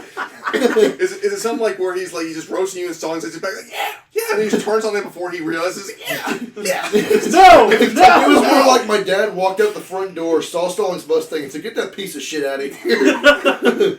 So I'm surprised it made it over here. Yeah, well, here's the thing. Like, I'll come to the shop and Denny will be in here, and he'll be like, "Hey, where'd you park at? You didn't park too close to that orange piece of shit out there, did you?" Talking about Kaelin's Camaro. I'd be like, "No," and he goes, and then he'd turn around and be like, "Oh, your Mustang probably couldn't even make it that far anyway." It's like, whose side are you on, Denny? I remember one He has time. no sides. He is just pure chaotic evil. Anarchist. Kaelin, you learn how to fucking drive yet? And then you guys will go back and forth about Chevy and Dodge, and it's like, man, they're both shit. You drive a Subaru! So do you! Yeah, not anymore. Not very often. He doesn't, That's why I'm the expert on he it. doesn't drive the Subaru, he owns it. Yes, It's the exact same relationship Stalling has with his Fox body, apparently. yeah, I got one. Yeah. Yeah, I got one. When's the last time you drove it? Yes. I have. Hey, I got the that's- Who said I haven't? Hey, that's pretty good. I said it and it made rumble noises with my mouth. Hey, Oh no! I just grapple drifted mine. It's been sitting for 4 months, and I started it up to move it. Had to jump it. Power steering pump doesn't have any fluid going to it, but I grapple drifted it anyway. That's like a George Carlin joke. So I call her up, you know, and I'm talking to her. I'm just listing all the things that you shouldn't do. That should be fine when you do these things in a car. Like, you should have power steering. Oh, you're just listing all the things you didn't have. The car shouldn't be sitting for 4 months. You shouldn't have to jump start it to get it to go anywhere. It should have power steering before you rag the hell out of it. Or not. It's fuck it. That sign can't stop me because I don't know how to read. Oh, man. God, man, this is taking a turn for the worse. Yeah, I mean, like, Were you expecting it to go well? We never, you When never you really get know. this group of people in any room together, it's never going to end well. Shit, well, it's not when it will shit hit the fan. It's when will shit hit the fan. English ain't strong for you, is it? Oh no. It's like, you put some topics together, and it's like, okay, maybe we'll get some like actual discussion on this, like maybe some advice, or then it's like, or we just talk shit, The and you entire just end up time. talking shit. We usually do a good little bit of both. I mean, It yeah, starts it's kinda- off how it's like working Well, on your car. there's You start structure. off with high hopes, and you start off with a really good start, and then as the night drags on, it degrades into just absolute madness and anger. Yeah. I think in this episode specifically, we have more things we need to edit out. Then we do record it. It's like we got a lot to edit out Well, this we time. got 3 hours of talking Bullshit. and about 50 seconds of usable content. Cam's got his work cut out for him this time. Yeah, I can't promise when this one's gonna get out. We might have to record another one for a place saver. You're like, you get this one later. This one's gonna take some You have to time. just upload a video, like a 10-hour video of the cat, just hanging there, of the cat hanging on something. Just wait. It's coming. Don't No, worry. you have to have some really bad, like, if whenever you edit something, it'll just be like some technical difficulties thing. Too bad we don't do a video. Then you can make some. It'd be fun to do a video, because then you actually get to see like all the shit, like I'm Yeah, we just. like yeah, doing that, like firing fucking rubber bananas across the room and shit. or throwing heat shields from a Subaru Forester across the ship. That night was fun. that was insanity. Oh my So god. we need to just have somebody follow us around with a video camera. Oh dude, we should. 812 documentary. That'd be something we could do for like another installment. Is we could actually do like a shop night. I mean, we video. do have the YouTube channel. We do that. We gotta clean up the Just fucking need shop. somebody It with looks a like camera. Yeah, yes. I've been down here for every night for the last 2 weeks working on projects. And do they run? No. Yeah, Yes. why, why's your Projects. truck at Eaton's? Oh, Because you don't work on his own shit. because my lift cannot pick a 3/4 ton truck up to drop the oil pan. Nice. That's where you're wrong, kid. Break the lift. That lift could not pick up my Tahoe. No, I remember when we first came down, he's like, well, we'll see if this works. It went,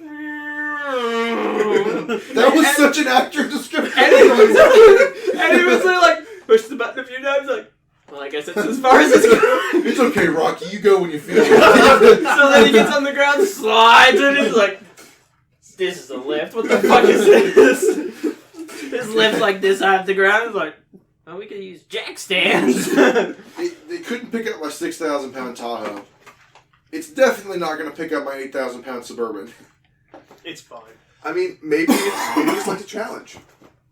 No. You consider that. That lift does not like a challenge. No, I pulled one of those oil pans off in the garage on jack stands. It wasn't too bad. Oh, 2,500? Yeah, well, it was a 1,500, but it's close enough. It's pretty much the same shit. Kaelin, bitch, do your own work. I did my own work. And it didn't work out very well, did it? Oh no, it worked out. There were unintended consequences. Well, it also doesn't help that how many people fucked with your Suburban at the shop parties? It wasn't me!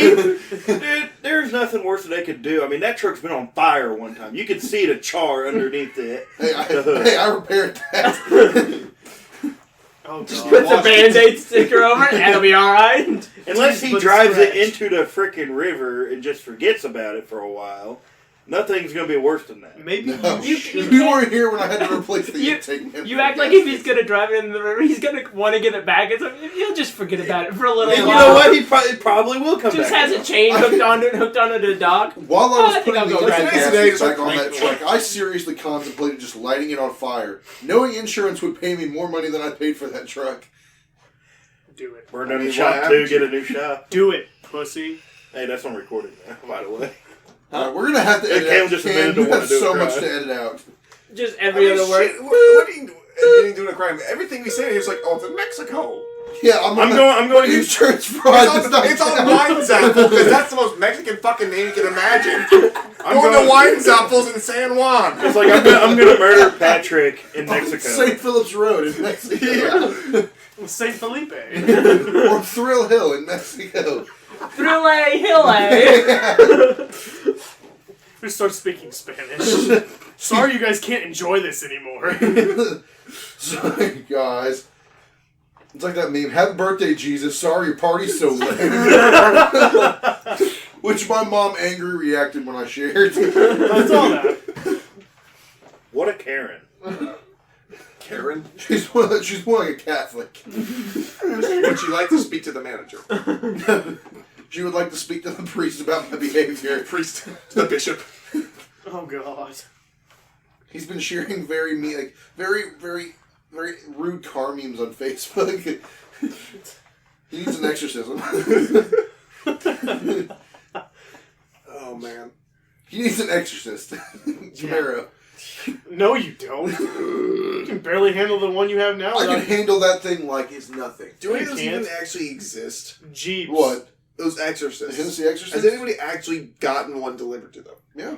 Have they seriously? I've seen videos of They it. did. They did the one on fucking Grand Tour.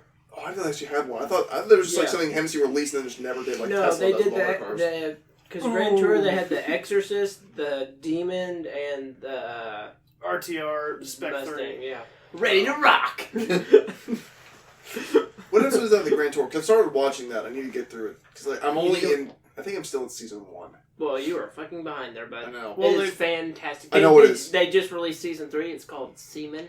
I watched Seaman. I was That like, is I've 4. only heard good things Oh, about this, 4. and I watched it. I was like, okay, I need to start watching all It's this. fantastic. They've only released one episode of Seaman, though. Yeah, I'm waiting for the next one. Wait, there's multiple Seaman episodes? I'm not sure. I mean, See, when I first saw the freaking Here we go again, guys. the fucking ad video for it, I was like, of course, that's what they Yeah. call I it. think this is the most off track we've gotten on a podcast so far. What, talking about Seaman? Yeah. It You started have off as any other Copart. topics? How did we end up here? I mean, where am I? things you find in Copart cars. Semen. We talked about dildos last week. So there you go. It all comes full circle. Do you have any more topics? Gets back Oh, to- fuck no.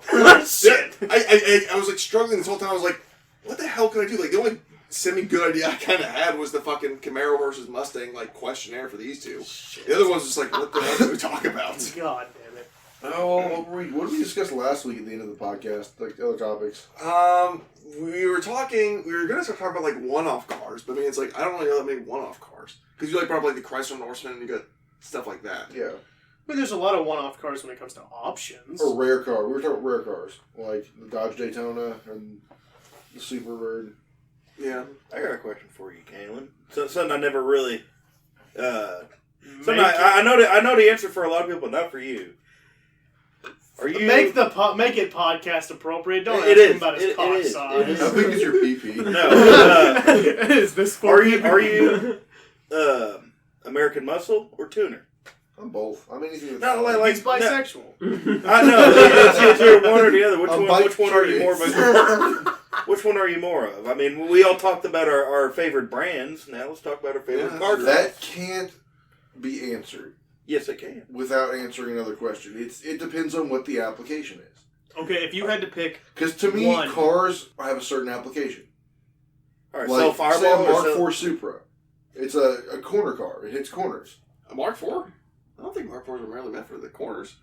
I think they were more like GT cars. They were more like straight line, like high speed stuff. No, that's whatever I application. mean, they don't handle like a fucking Yeah. like a Grand Prix from 1974. Yeah. Don't get me wrong. Whereas like Subarus, like WRXs and STIs, that's a rally car to me. Or like a Z car, Fairlady Z, that's a drift car. well, you can look at cars in multiple different applications. There's not really, besides specialty made cars. Or what they were intended for, like what they're set up for, geared more towards from the factory. And not every STI is geared for rally. Some of them are geared for track racing. Yeah, I mean, it's the same thing. It's not straight line, it's cornering. Yeah, it's for cornering. Yeah. So 4 PP. you're looking more for like the answer of if you had one car that you could modify to do everything you wanted to do, what would you pick? And it's the only car you can ever own. But it wouldn't... Or one type of car. Like Yeah, one genre. Yeah, one genre of car.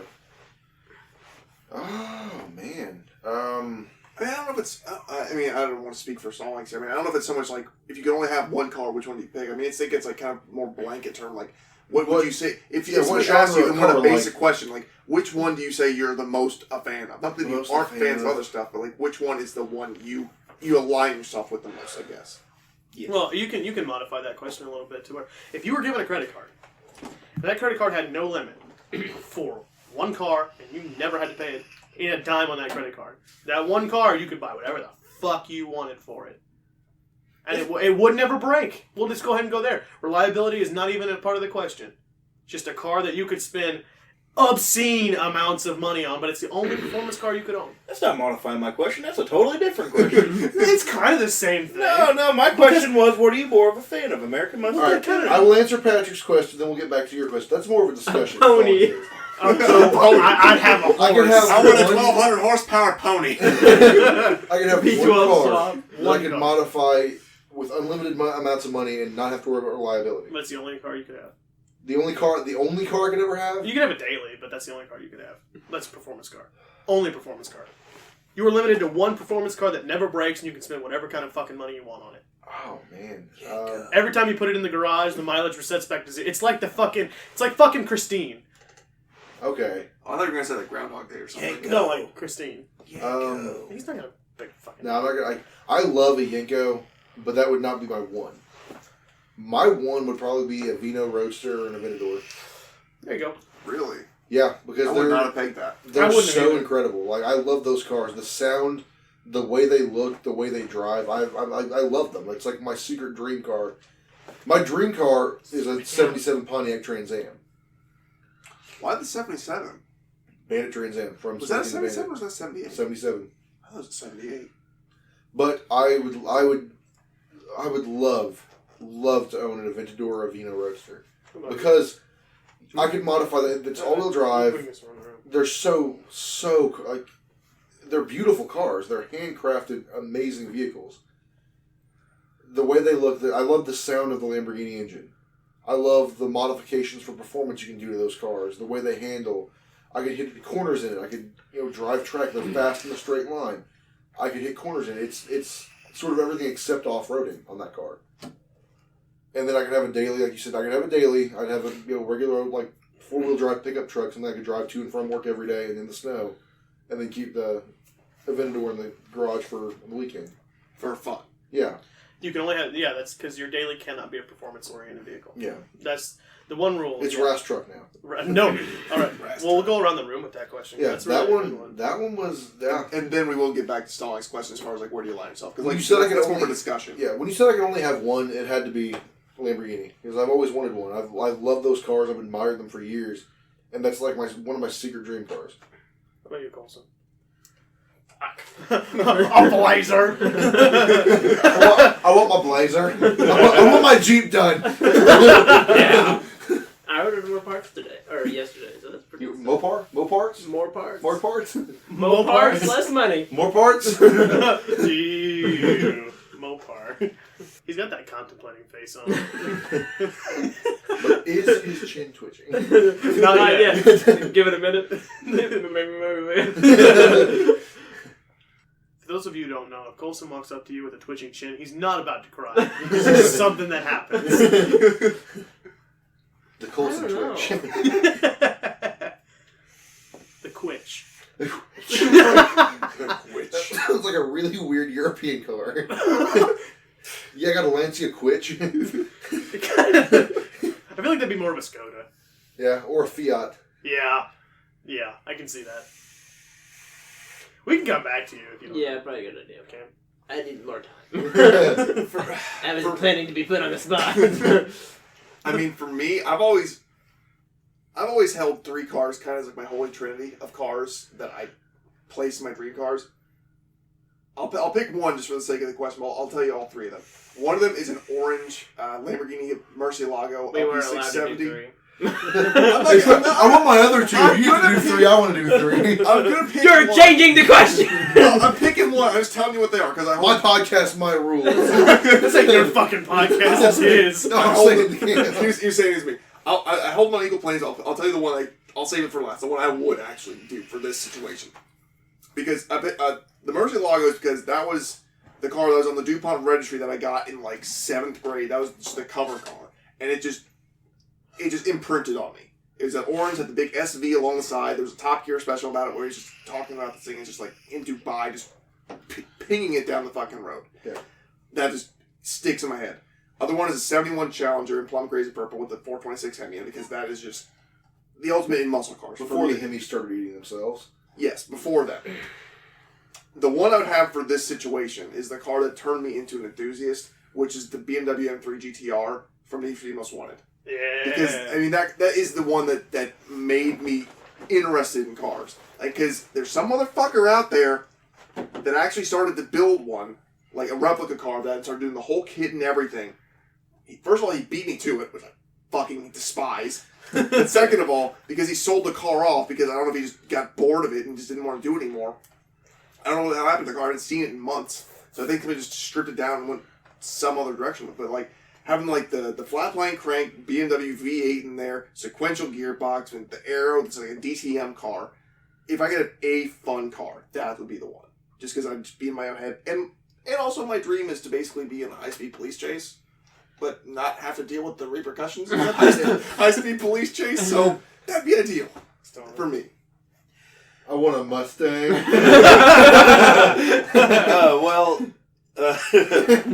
Don't you dare say a 1970 Mach 1. No, see, because that's my dream car that's realistic. This is my perfect chance to talk about my dream car that's unrealistic.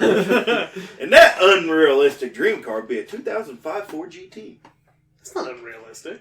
No, they're like 500 grand. Yeah, Well, I mean, 500 grand. If you make it big, you can have one. If you say Why if you a say you're 2005? big, What is the GT40? Because the GT4, like I mean, that's like a Miata. well, He here's the wouldn't thing: the GT40 is an absolute fucking legend. But it would be that legend that I would just be too scared to.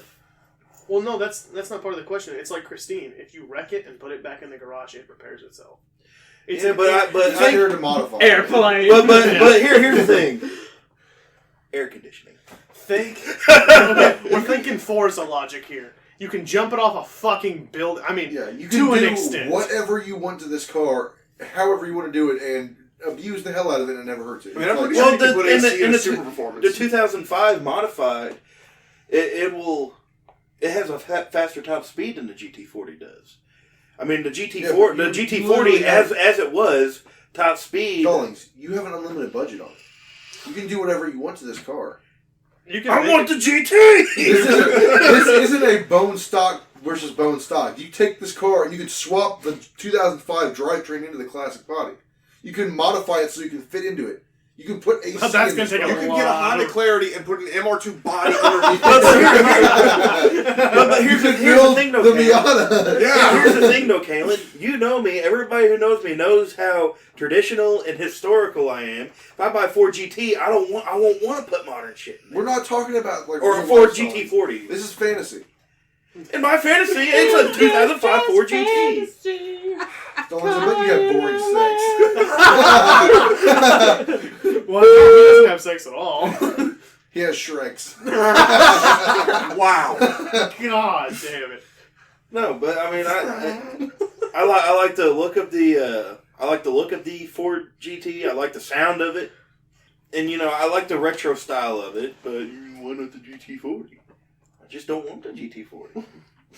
Fair point. Yeah. I'm not worthy of it. There we go. How about that? I'm not worthy of the GT40. Well, at least I guess that makes sense. We're not worthy. So wait, I'll just add to that question. If you could have the GT40, you would just sit in your garage and bow to it.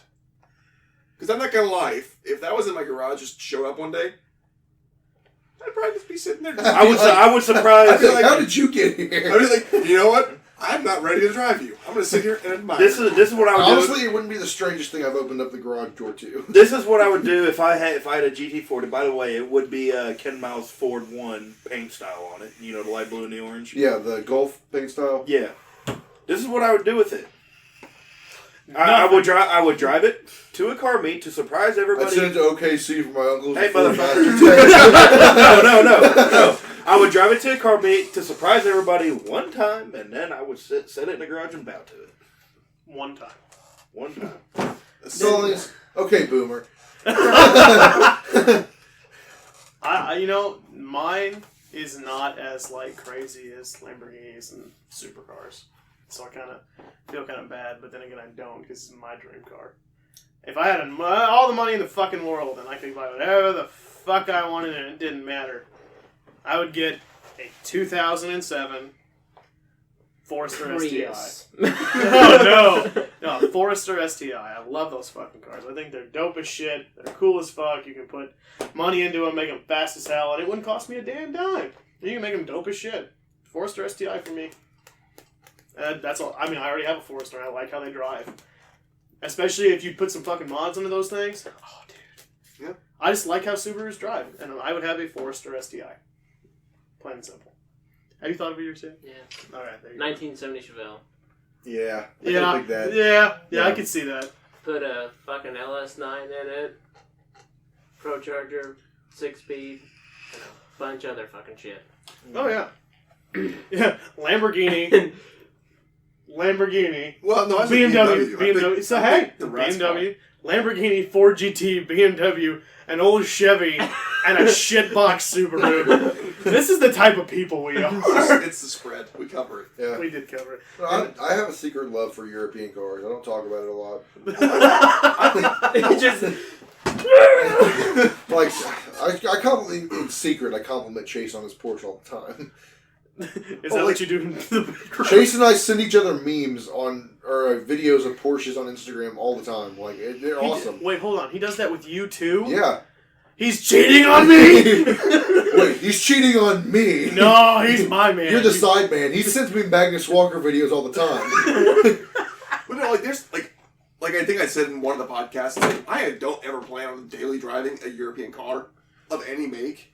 But it's like I like European cars a lot. I just don't want to own one. I would like Just to 'cause have the hassle one that as comes a with fun track car. I would like to own a Lamborghini eventually. That's like a dream of mine, is to own a Lamborghini Aventador. Slapping And number then- 2 logo on the windshield. Yeah, Exactly. not on the windshield. Like Big I want news. to own an LP700-4 Aventador with heavily modified, like the ones you see on like the Like underground Facebook racing. fantasy car pages, like the ones like there was a video a while ago of them like Lamborghinis on the like Las Vegas Strip, and like the videos of like the ones with the like heavily modified motors with the turbos behind the bumper and it's just shooting massive fire out of it.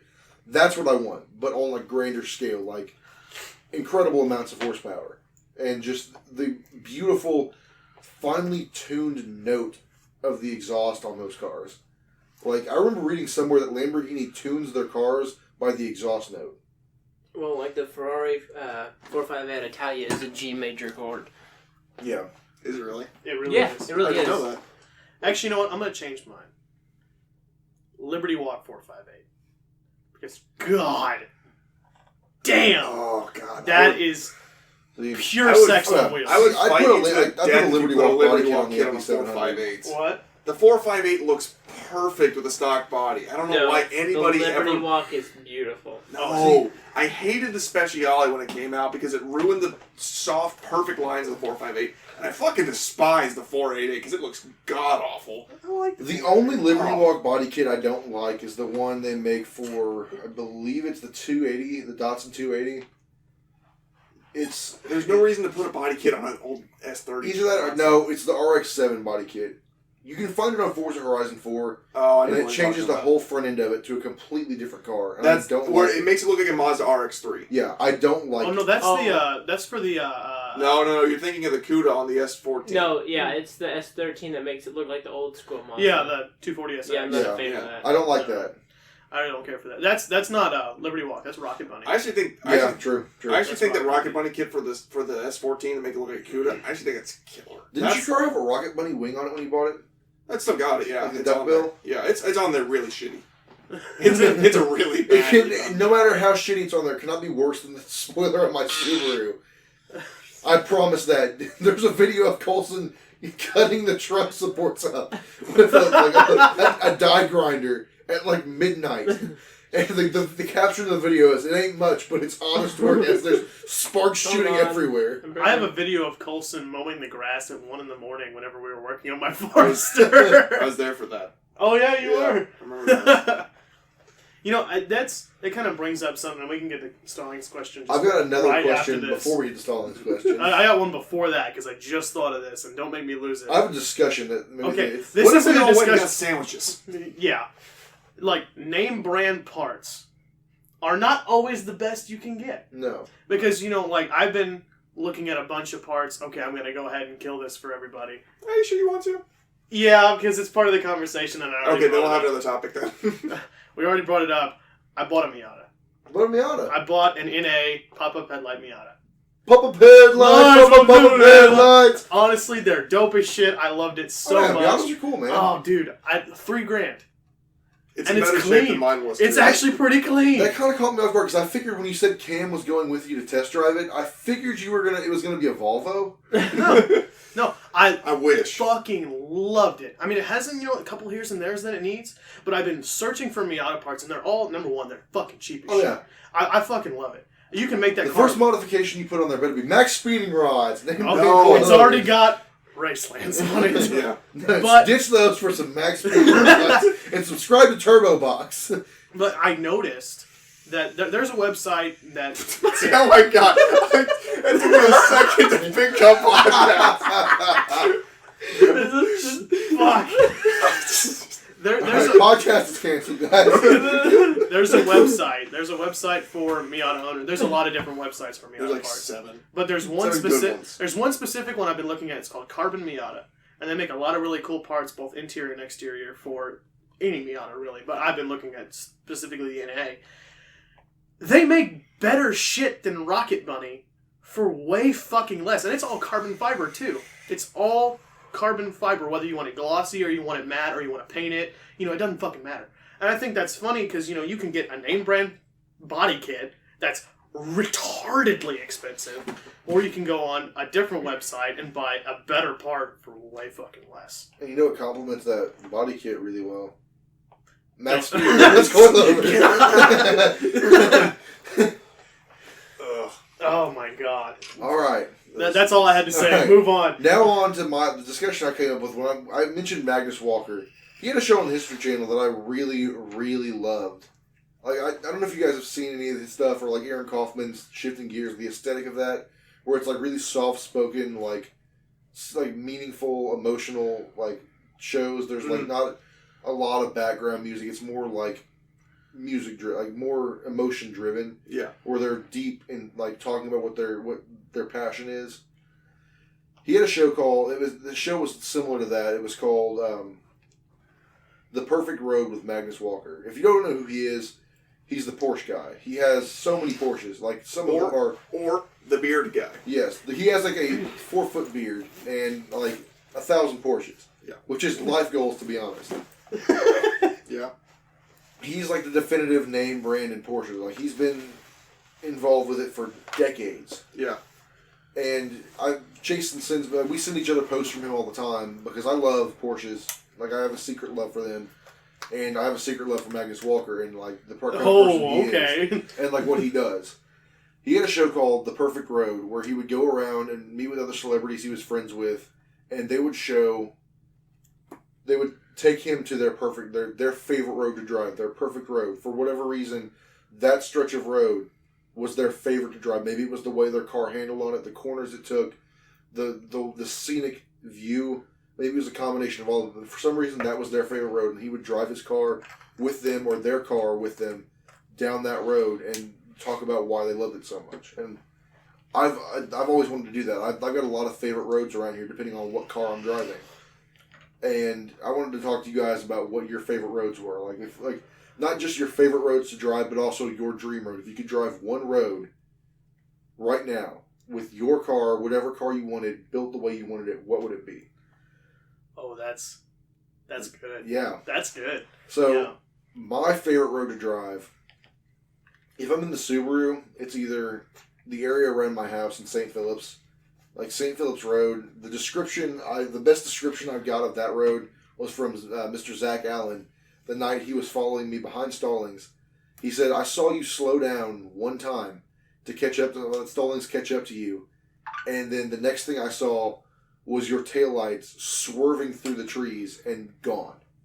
That was one of my favorite ones. Like, descriptions of my car and my driving ever. Was, I saw you for half a second, and then the next thing I saw, your taillights were just swerving down the road through the trees, and you were gone. And there's a lot of curves out there, a lot of hills, which is perfect, which is what I'm building my Subaru for, is gravel, curves, and hills. Rally, true blood rally. That's what I do in my car. And there's the area I live in. It's like a 30-second drive from my house to get to these roads, and it's just perfect. The car handles it well. I can test the car out, enjoy every second of driving it. Patrick's been with me on these roads before when I'm out there just enjoying my car, like doing what the Subaru does naturally, like what I do naturally when I'm in the Subaru. And it's pure. I don't think about I don't have to think when I'm driving these roads with that car. It just happens. It's the connection of driver and vehicle. It's just one solid machine. I don't think. I just feel what the car feels and react the way the car needs to be reacted to.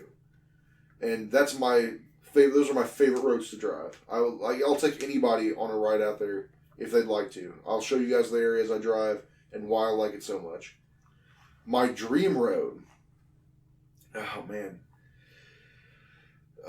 man, would probably be for this. I gotta finish the Camaro. I like driving on the Lloyd. That's an interesting choice. Yeah, like A the busy Lloyd, highway. Real shit road.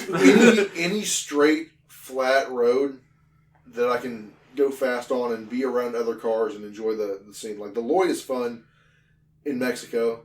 Because, I can shift the car into manual drive where there's no overdrive gear, and when I accelerate hard and let off the throttle, it doesn't upshift into the next gear. It just revs itself down manually, and it shoots fire and crackles, and it's so fun. Like it's the sound of it, the feel of it. It's just fun. It's powerful. It's aggressive, and it's what I like about that car. My favorite road, my dream road to hit the Subaru in would either be... Man, there's a couple of them. Mount Olympus in Washington. I would love to drive the Mount Olympus rally course in the Subaru. I believe that's the only WRC stage in the United States. And I would love to drive it. I've wanted to drive that road since I discovered it. Like, since I discovered it and I watched Aaron Kaufman drive it in his 2.5 RS Subaru, and when he rally raced it, I'd love to do that. Or Monte Carlo, where Colin McRae, his stomping ground, like to do what he did there and just be free there. That would be incredible. The Camaro, I'd love to take down Route 66. There you go. It's kind of nostalgic. Yeah. That's Modern muscle on a classic road like that. Open road. Stallings and I actually discussed doing a cruise there years ago, whenever we finish our cars up, if that ever happens. It never That was will. before I went E85 and the gas stations are scarce. We discussed just taking that car down that road and enjoying what that car does best, go straight and fast. It would be fun. It would be pure for that car, and it would be just an enjoyable experience for me. Just to see the scenery around it and just to haul ass and live life at the same time in that car. There you go. Go next. Yeah. Go ahead. All right. With the Mustang, it's a straight line car. So one of the roads that around here that I like going on, there is a stretch on Highway 69, a little bit closer to the interstate, where it is literally a little over a mile of flat, just straight flat. And you can see everything that's coming. You can see everything behind you that's coming, so there's no surprises from cherries and berries. In Mexico. Stallings, In Mexico. aren't you a cop? I am not a You're a cop! But it's just just being able just to see what you're Let loose and enjoy the car in its natural habitat. Now my dream road is to take the Mustang on the Autobahn. Yeah. Take it to Germany, take it on the Autobahn. That'd be fun. Because believe it or not, I have not yet seen what the top speed is on that car, factory or the new modified version of it. Oh, I believe it. You drive like a grandma. Because I don't know what it is. When I hit that 120 miles per hour mark, I just chicken out. It's 155 because it's got a limiter. But it's I hit that 120 mark, and the 9 times out of 10 the reason why I slow down is because I'm afraid that I'm about to get caught. And that's probably like the worst feeling that I have. What I'd probably feel is if like I see a cop car as I'm doing that. And it's browser. Oh. I'd actually feel better for the browser. What are you doing, Stallings? And I called it out from like a mile away. Hey, I think that's a cop. It goes my can like, oh, it is a cop. But with the Autobahn, I won't have to worry about that. In certain places. But, well, We've got some great cruise If there's a speed ideas. limit on the Autobahn, it's 200 miles per hour, and my Mustang ain't. America marches all over Germany for a second time. I think We got a bunch of great cruise ideas. You just have to have a shit ton of money to go. An AC-1 charter an AC-130 to fly your car to Germany. Fuck that. Put it on a tugboat. Let's do it. I think with me, since my style of driving is corners on pavement, unlike Kaelin, who's more of a rally guy, and now both the cars I own, since they're corner cars. They're not really straight line cars. They're in Mount Vernon. There's a lot of really cool back roads that have some good corners. I can't really complain about any of them. I mean, I've had a lot of fun on them. I mean, shit, Colson was there the one time my car shot the biggest fireball we've ever seen, which, good lord, I don't even know. It's quite large. It was such a big fireball that, and this was right before it blew up, so that's kind of funny. It was so big and bright that it lit up the entire cabin of the car. It was pretty awesome. But there's one specific road in Mount Vernon that I love, and it was the... remember the road that we were on that the turbo blew up for the second time? Oh, yeah. Yeah, that Yeah, one. the one that we were going out to. Yeah, my turbo blew up the second time. By the way, I've been through 6 turbos. They're all crap. Because he doesn't subscribe to Turbo Bot. Subscription package for your turbo needs. That People road are going to actually start looking that up at some point. And they're gonna That be road written in the down. summer. That road in the summer, about midday, where the light's coming through the trees. It that's was like driving poetic. in Forza, man. Oh, Like, that was. Oh, yeah. Mm. It was sucking sick. That was so good. I wasn't even driving. It was like, it wasn't a woods, it was like a forest. Oh, that yeah. we were driving through. Well, that's what happens when there's no trees. Fucking idiot. But Dream Road, I've already been on it. Wow. Tail of the Dragon I don't know. and the roads surrounding Tail of the Dragon that are a little bit less aggressive than Tail itself, more sweeping corners.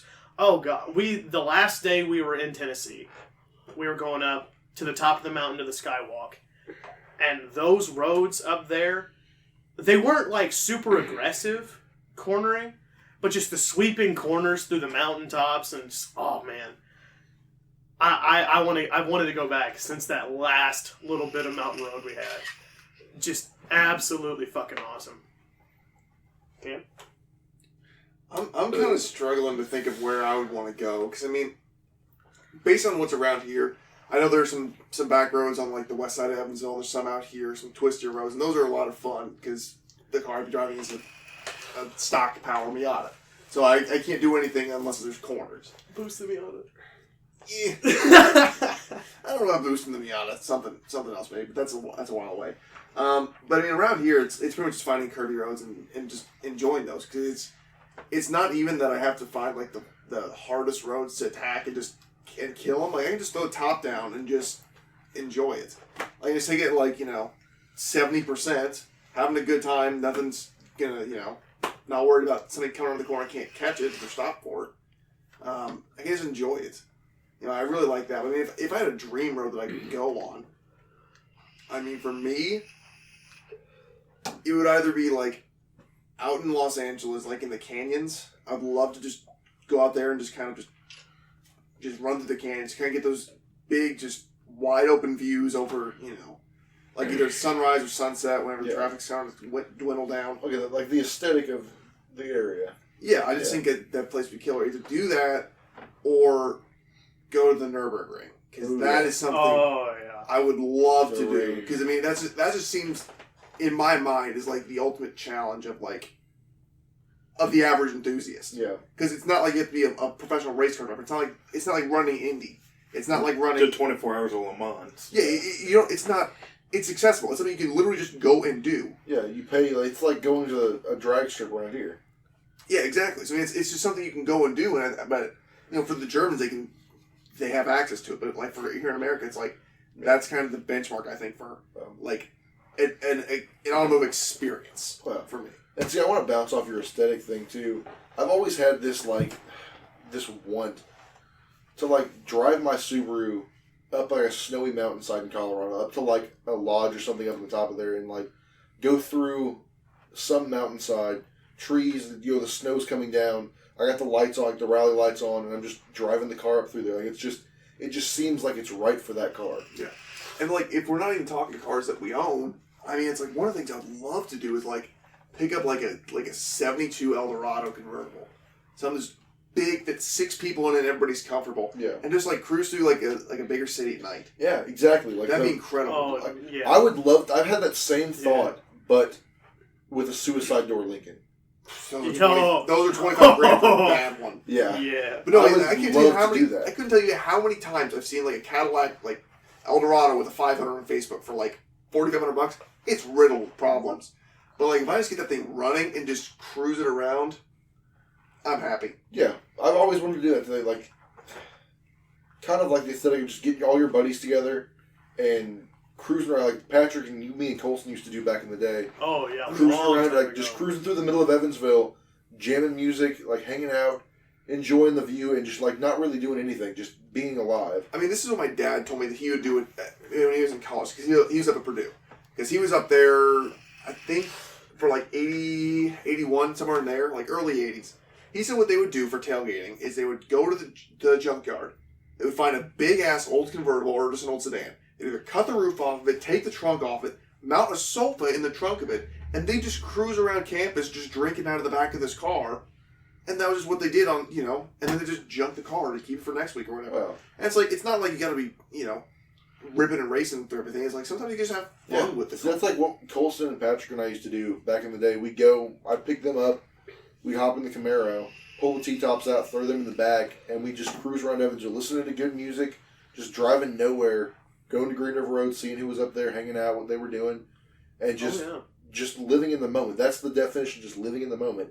Cruising around together, T-tops out, nice midsummer night, just enjoying good music.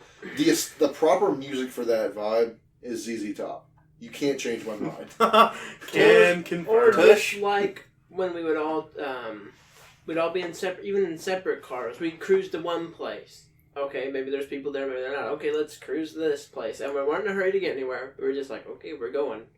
Well, I mean, we're cruising, making noise, and breaking necks. The aesthetic that was it. The aesthetic of that was to pull up to a stoplight, red light, next to a car with a bunch of random people, just be chilling there, bumping some music, hanging out with your friends, hand out the window on the top, waiting for the light to change, and just cruising through, man. Having people breaking necks when you cruise past them in your car. I think that's something that's really lost in today's car scene.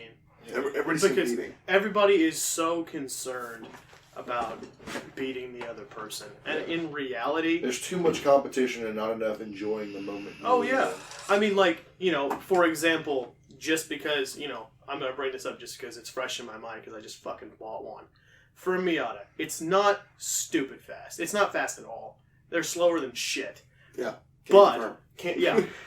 But God, are they fun to drive? Yeah. Even at slow speeds. Mm-hmm. And it's the same thing with about that 79 Ford I have. I have the LTD boat of a car, a 79 Ford with a one-off paint scheme from Ford. And that car is just fun to roll down the windows and put on whatever classic rock music is on your phone.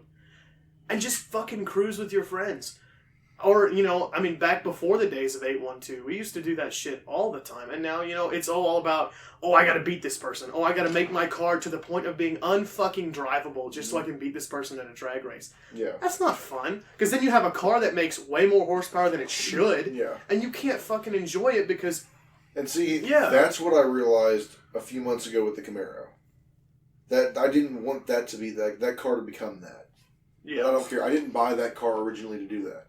That's not what that car is. It's a rare car, first of all. I'm not going to cut it up to tub it out just to make it beat somebody in a straight line, just for bragging rights. I've got a rolling chassis at home for that. That car is to cruise in and enjoy the car itself. Well, it's the same way with my Subaru. I was originally looking at the twin-turbo flat six swap making over 1,000 horsepower. Mm-hmm. There's no point at all. I mean... I've read, and this differentiates for different cars, with power to weight and everything.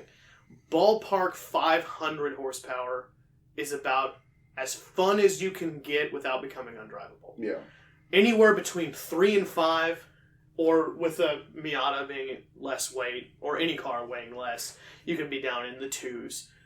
Anywhere between, ballpark, blanket statement, 2 to 5 is the fun level. But once you get into the high 5s or the 6s, it's uncontrollable. You can't use it. Yeah. It's pointless at that point. Then your car runs on special gas, and it doesn't last as long, and it's all fucked up, and, you know... Like one person I'm going to recommend you check out on YouTube, as far as Miata stuff, is called the Car Passion channel. He's got a 400 horsepower Miata on E85, and he was just going through, like, started with, like, a kind of a performance series, and just the other day he was like, yeah, this is what this car is going to do as far as, like, a launch. And not even on the E85, just on, like, 91 with a tune, probably going down, like, 340 horsepower to the wheel. Like, it's only putting down, like a 6 second 0 to 60, because it can't hook. Yeah. He's on 245 seconds time. It's a wide tire for Miata. He still can't hook with that kind of power because he's got no weight to it. So it's like even there, you just can't. You're starting to lose the usability of it. With the Miata, at least for my build, I want to put a little turbo on it at some point. I want to stop at like 200, 250. Yeah, because which is very attainable. I can still hook. I don't have to worry about getting a built engine that doesn't last as long. And it's the same way with the Forester. The EJ207 that's factory forged, but it's forged in a way that it'll last longer. Yeah. You can go up to, at the very max safe level, 500 wheel. Yeah. And I don't even know if I want to hit that. You know, I want the car to be fast. Yeah, and I want it to be, custom and built to the way I want it. Yeah. But I don't really give that much of a fuck about beating anybody. Yeah. I really don't care. I would rather enjoy the way a car drives than the way it looks. Functionality over form. Yeah. I mean, it's good to have a clean car, but like the crazy aesthetic builds, I'm not really a fan of either. Yeah. I like having a car that looks clean, maybe flared out a little bit depending on the car. Yeah. But like these crazy aesthetic builds that people do, I'm not really a fan of that either. See, I'm a big fan of like the drift cars that are just body panels of multiple colors swapped onto, like slammed onto their hand rolled fenders, zip tied bumpers, because they're fun to drive. Colson, what's your favorite road? We kind of got off that. My favorite road? I don't know. I don't really have one. I just like driving. That's really, statement. I don't. The road I live on. Lawrence edition. No, I really don't have a favorite road. I just like driving around. I mean, whether it's a back road or cruising through Evansville, I mean, I really don't have a particular spot. Because, I mean, you like cruising down back roads, doing your spirited driving. I mean, I just got a car that I can do that in, but I had a Jeep, so I wasn't really worried about driving Well, fast. that's one thing. I was wondering if you were going to bring up, like, just like a trail or a section of off-road that you like as much. He doesn't off-road anymore. No. Well, and that's I didn't know. My shit's a It gets very mongrel. expensive. No, I mean I have. I mean that's just back roads. Yeah. I mean it's not like some of the people that would go up to Interlake or something and really go beat the shit out of their stuff. But I mean I've cruised like gravel and hit a few mud puddles. But I mean I'm not gonna do that anymore because I don't want to tear anything up. But I mean, there's not really. I don't really have like, oh, this road is the most bitchin' road ever. No, it's more. I just like driving. Yeah. I mean, yeah, there's places I would like to go. I'd like to go to like Pikes Peak or like out in California. I think it'd be nice, but get pulled over because of exhaust laws. Yeah. Fuck California. See, the car scene has just gotten too Well, again, I think it goes back to complex. I don't remember where we talked about like the availability of like parts and horsepower. Yeah. Because the numbers have gotten crazy. Yeah. So it's like everybody's scale is off. So it's like, well, if you're not making this much horsepower, what are you doing? Well, it's gotten too complex. We need to get back to the simple basics of backroading with friends and just enjoying what the basics of it, enjoying being around other people, enjoying the cars, enjoying just hanging out. Yeah, because Not about making everything a competition, but enjoying it. That's what everything is now. Stop caring that.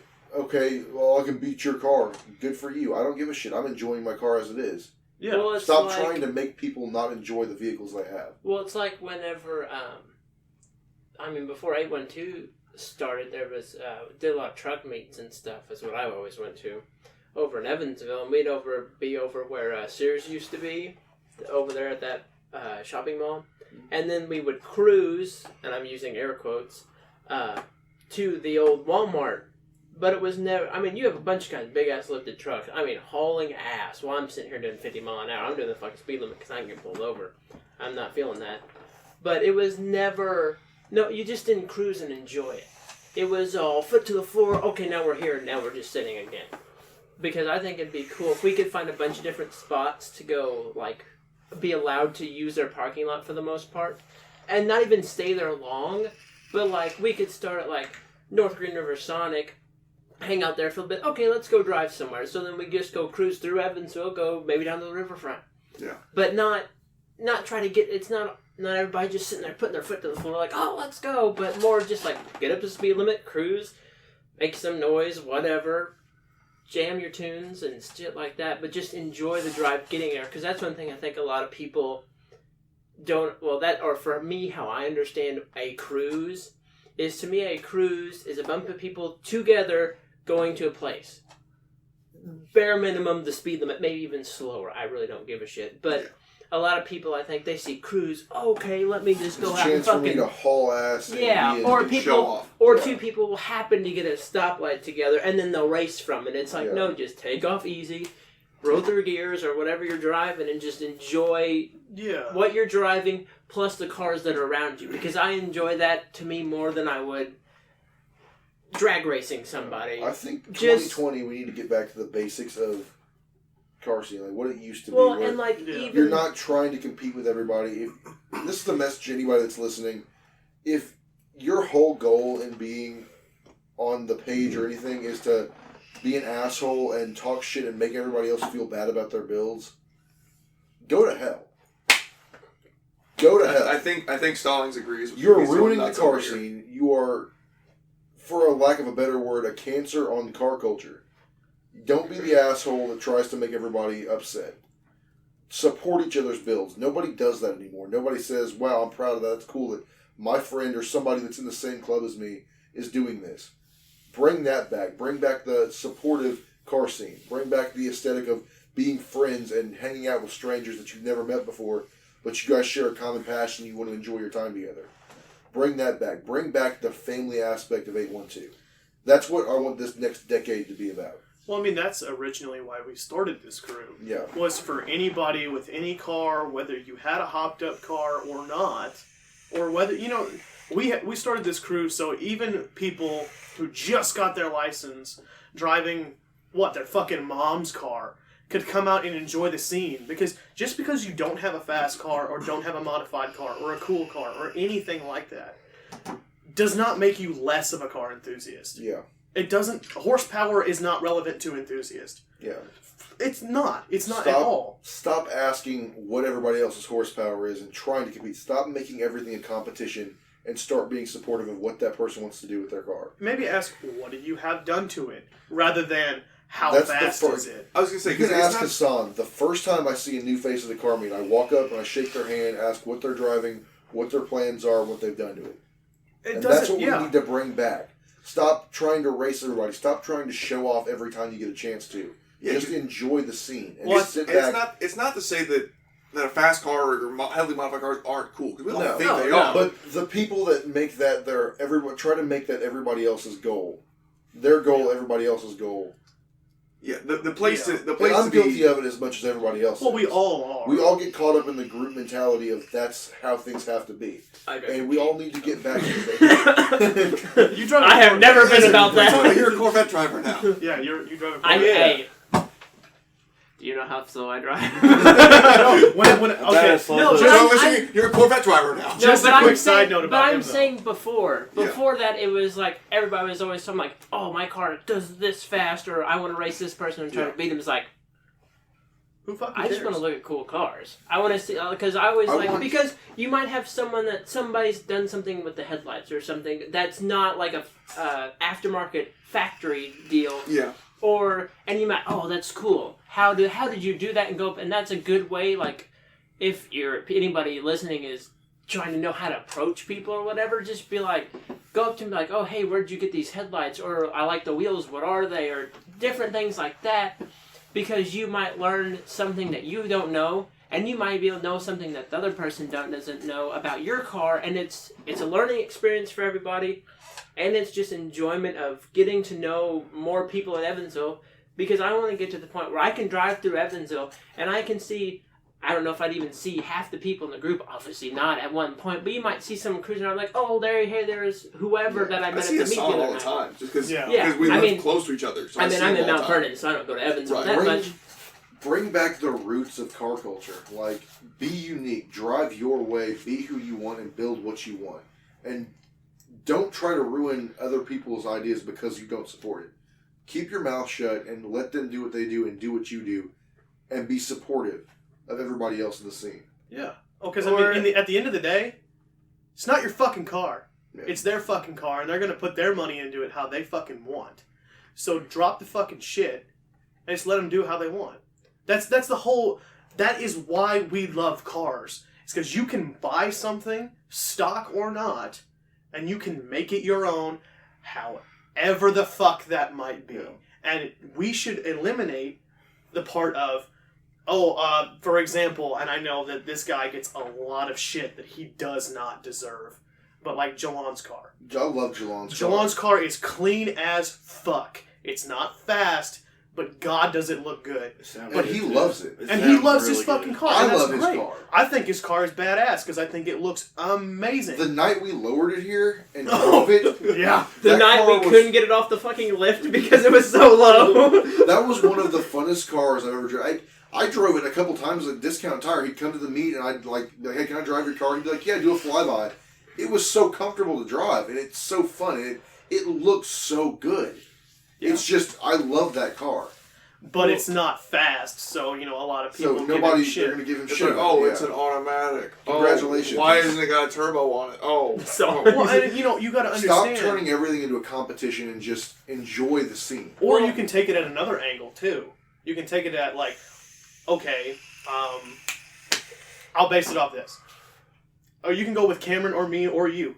We bought stock cars. Stock Forester, stock Corvette, stock Miata, for the most part. Stock Mustang. Stock Mustang. You don't know what the fuck that person has planned for it. Yeah. So you can't shit on it at the start. If you don't want me, this is kind of a way you can look. If you don't want me whenever my car is stock, then you don't deserve me when my car is built. Yeah. Because you don't know what the fuck's going to be done to that car. And you don't know what I have planned for it. And honestly, for lack of a better sentence, I don't give a flying fuck what you want me to do to my car. It's my car. And I'm sure you all feel the same way. Your Camaro. Is it the fastest thing in the fucking world? No. Do you love it? Yes. That's all that fucking matters. Yeah. And I think that we're just so caught up in, mine's faster than yours. Mine looks better than yours. Mine does this better than yours does. Well, I didn't build mine to do that. Stop being a car seat. In conclusion, I guess, for this section of the podcast. I do have one thing to add, though, before you conclude. But, like, on talking about how people modify cars, and there might be even something that is not your preference or not something you would do, but still appreciate it. Because, like, for me, I mean, especially when I had my Jeep, I never really understood, like, when people would slam their car on its nuts. I appreciate it, but it's not something I would do, so, and I think some people would take that as, I wouldn't do it, so that's wrong. Yeah. But to me, it's like, I don't do that because that's not my personal taste.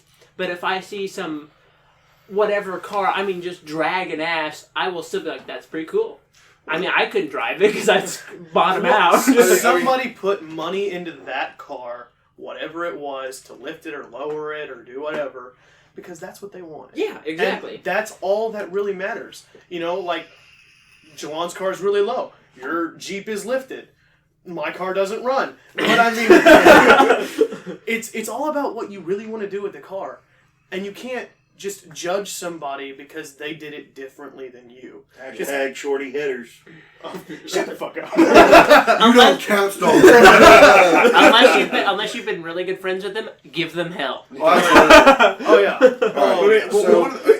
Again, before there we go. it's like one of the things is also, it's like, people are going to modify their cars. It's like, everybody's also going to make mistakes at some point. It's like, you can't just be like, you got to kind of let them do it sometimes. Yeah. It's like, this isn't going to work. And if they ask for your opinion, you tell them, well, I don't think this is going to work or whatever, and they still do it anyway, it's like, it's on them. They're going to learn, and then they're like, okay, it didn't work. Well, that's part of working on cars. I mean, you're going to do one, because I've done stuff like this on my Jeep. I've done it one way, and it's like, okay, that worked, but after you either talk to people or look up stuff on your own or figure it out on your own, you're like, okay, here's the same way to do that, but here's a better way to do it. Yeah.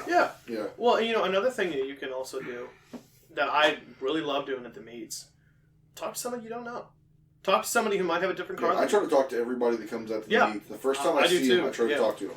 Because you don't know what either A, you might learn from that person, or B, they might learn from you, or maybe you might not learn fucking anything. You might just make a good friend. Some of the best people I have ever met in my life I've met through this club. Like Cam and Hassan and Jalan. Some of the Chase most Miller. down to earth. No, not Chase Miller.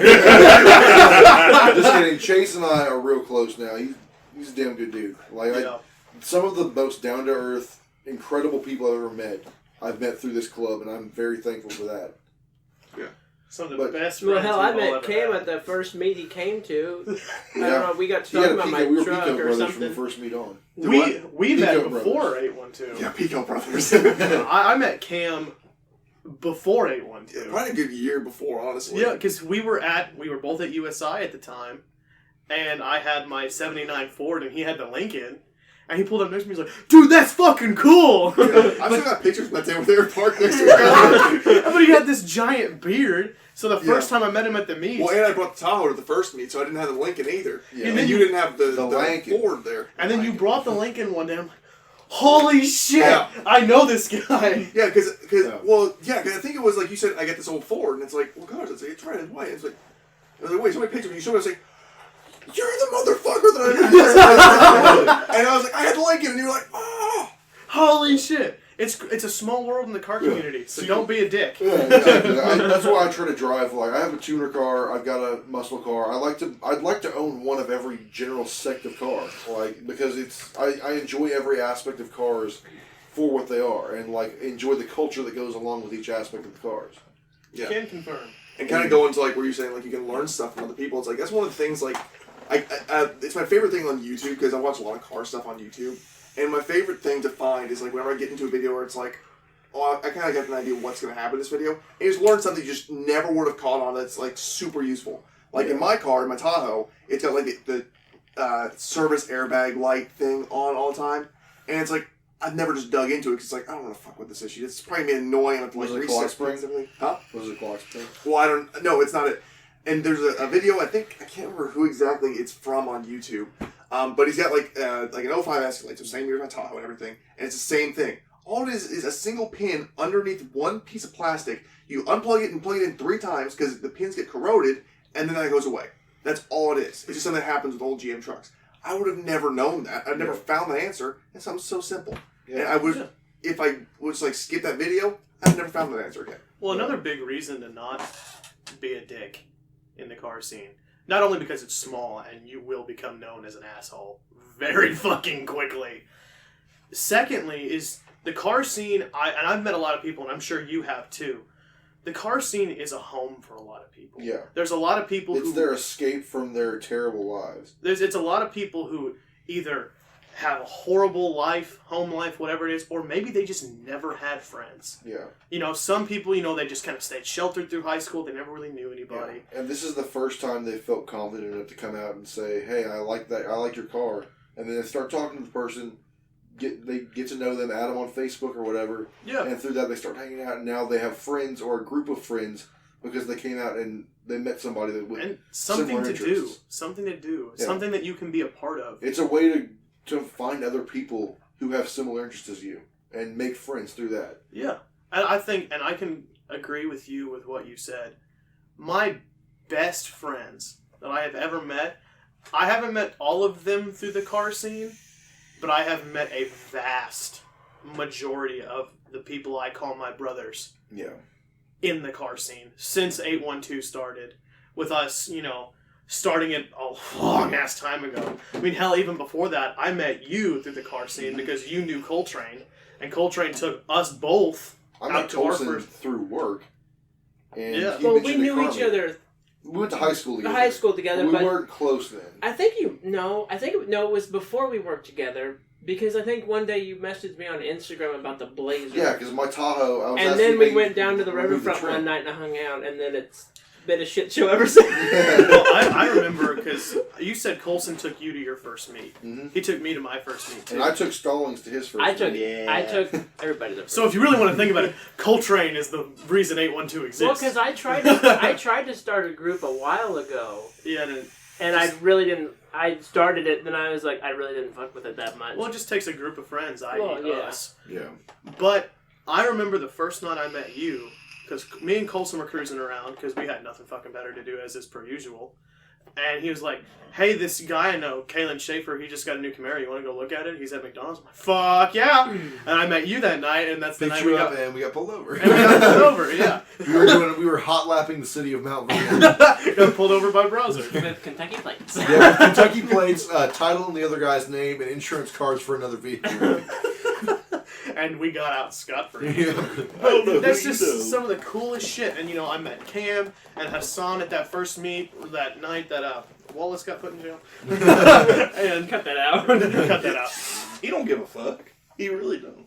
No. What was really funny was because I remember that meet specifically because obviously all that shit. That was like the first. That was the first meet. one I went to, or the first one in there, and I was like, I remember whenever fucking Chris Bradley got up there and started like hooting about like what has happened, like what goes down. I'm sitting there like, the fuck are these guys? These I'm are gonna head In home. mind you, we were in an underground parking garage. these are some sketchy motherfuckers. Well, I was like, this is day one. I got a Tahoe. I'm keeping up with these guys. that night in the parking garage, after everything happened, was the night that I met some of the closest friends I have now. Yeah. Which night? The In that parking garage. The first Not the parking night garage that you blew it. I didn't blow it. Karen did. No, the first night in the garage when me and Colson showed up and Colson had the idea, let's go to the parking garage. Yeah, because I remember that. Yeah, because I was cruising over. It was like, it's cold as balls. I'm like, I got the spot. Yeah. Because I remember going there. I mean, Patrick and I have gone there plenty of times. I mean, remember me and Zach and a few other people would go over there. I mean, that was like every night for us. We'd pull up the top of the parking and just hang out. I mean, hours. So I was like, this is the place to go. And we got kicked out. I remember before the days of Yeah, we got 812. banned. Before the days of 812, I would go to that specific parking garage with my friends. And now you can't. And now we can't. But we would go up I there wasn't there for the Same. every night. Every night. We have a even Chevy in high Pico school. meet. Yes. Oh yeah, Tahoes and Picos. I feel like any sort of car meet in that garage is going to get immediately fucking banned now because of us. The cops just pulled a bunch of Tahoes are sitting there with guys standing in Picos outside of them. It's like This is like a a mafia fucking meeting. Sorry, guys. We fucked it up for everybody. we brought Explorers. We can't be part of your party. Oh, man. Yeah, so in conclusion to that, don't be an asshole. Stop making everything so competitive and support your fellow brothers and sisters in the car scene. Yeah. Come out to the meets and see what these people are like in person. Because it's incredibly chill, incredibly fun, friendly, family-oriented. Well, sort of. But that's what it is. It's a lot of people who consider each other family and close friends, hanging out, enjoying and sharing a passion, no matter what aspect of that passion you enjoy. You're going to meet somebody that has that same passion behind it. And you're going to meet some of the best people you've ever met in your life. You might make somebody's life incredibly better just by being there and talking to them. You never know. Don't be the asshole that bullies people on there and tries to make everything a big competition, because that's ruining the car scene. The people who want to compete will make it very obvious that they are the ones who want to compete. Yeah. Just because somebody posts a picture of their car. Doesn't mean you have to start a competition in the comment section, a pissing contest, Yeah. and be the asshole that does that. You don't have to be the top dog at everything. Start supporting your fellow brothers and sisters in their builds. That's the biggest thing, is be there, be supportive, come out, hang out with the people out there, meet these people, and don't just take the online reviews for what it is. Go out there and experience it in person. Well, cars aren't just, oh, I'm putting money into this because I want to go fast. Cars always, every single person, no matter what part of the scene they're in, their car means more to them than they'll tell you. Yeah. Most of the time.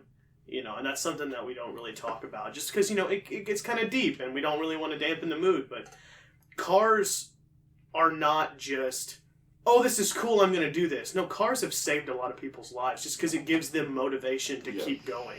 You know, and maybe it's not even that. Maybe it's just the freedom and the feeling you get when you drive. Who the fuck knows what the car means to you? But somebody might have a car that you don't like, and that might be their life. It might be their dad's car. And it might be anything. It could be anything, but every car has a deeper meaning. Yeah.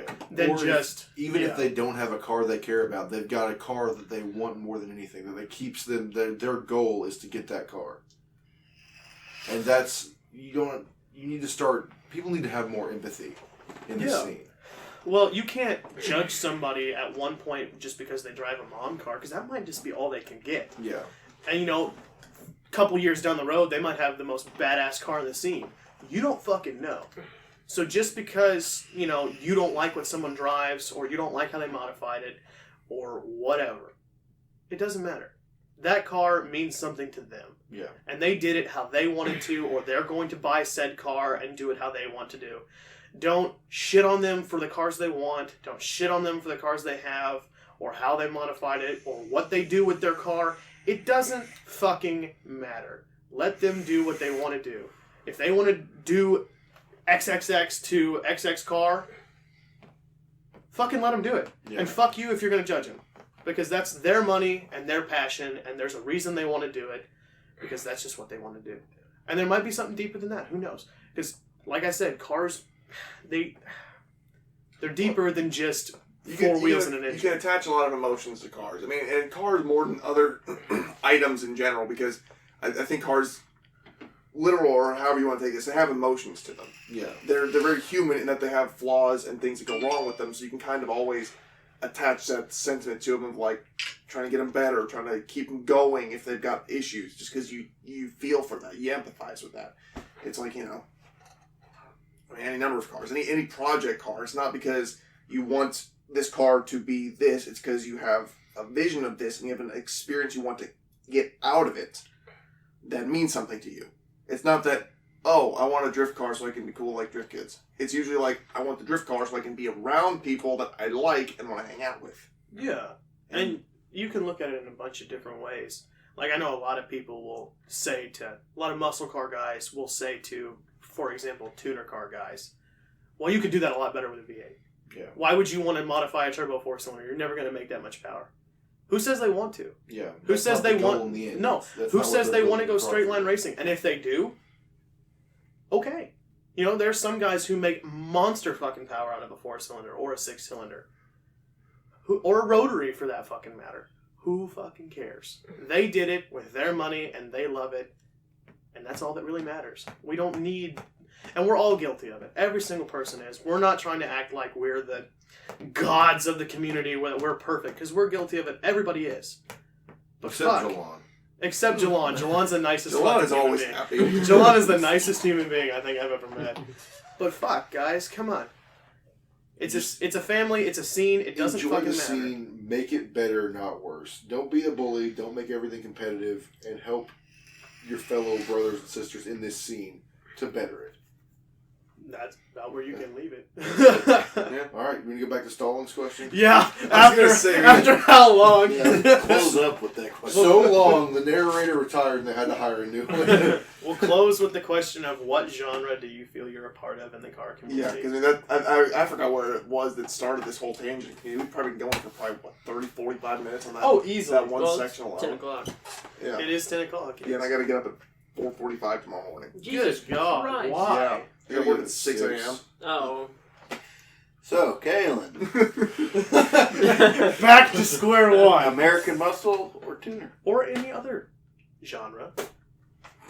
That wasn't my question. Once again, Well, not that. Just because it's which one are you more a fan of? If you had to pick. I had to pick. That's apples and oranges, man. If you had to pick. That's apples and oranges. You can't compare the two. If you could only own cars from one genre.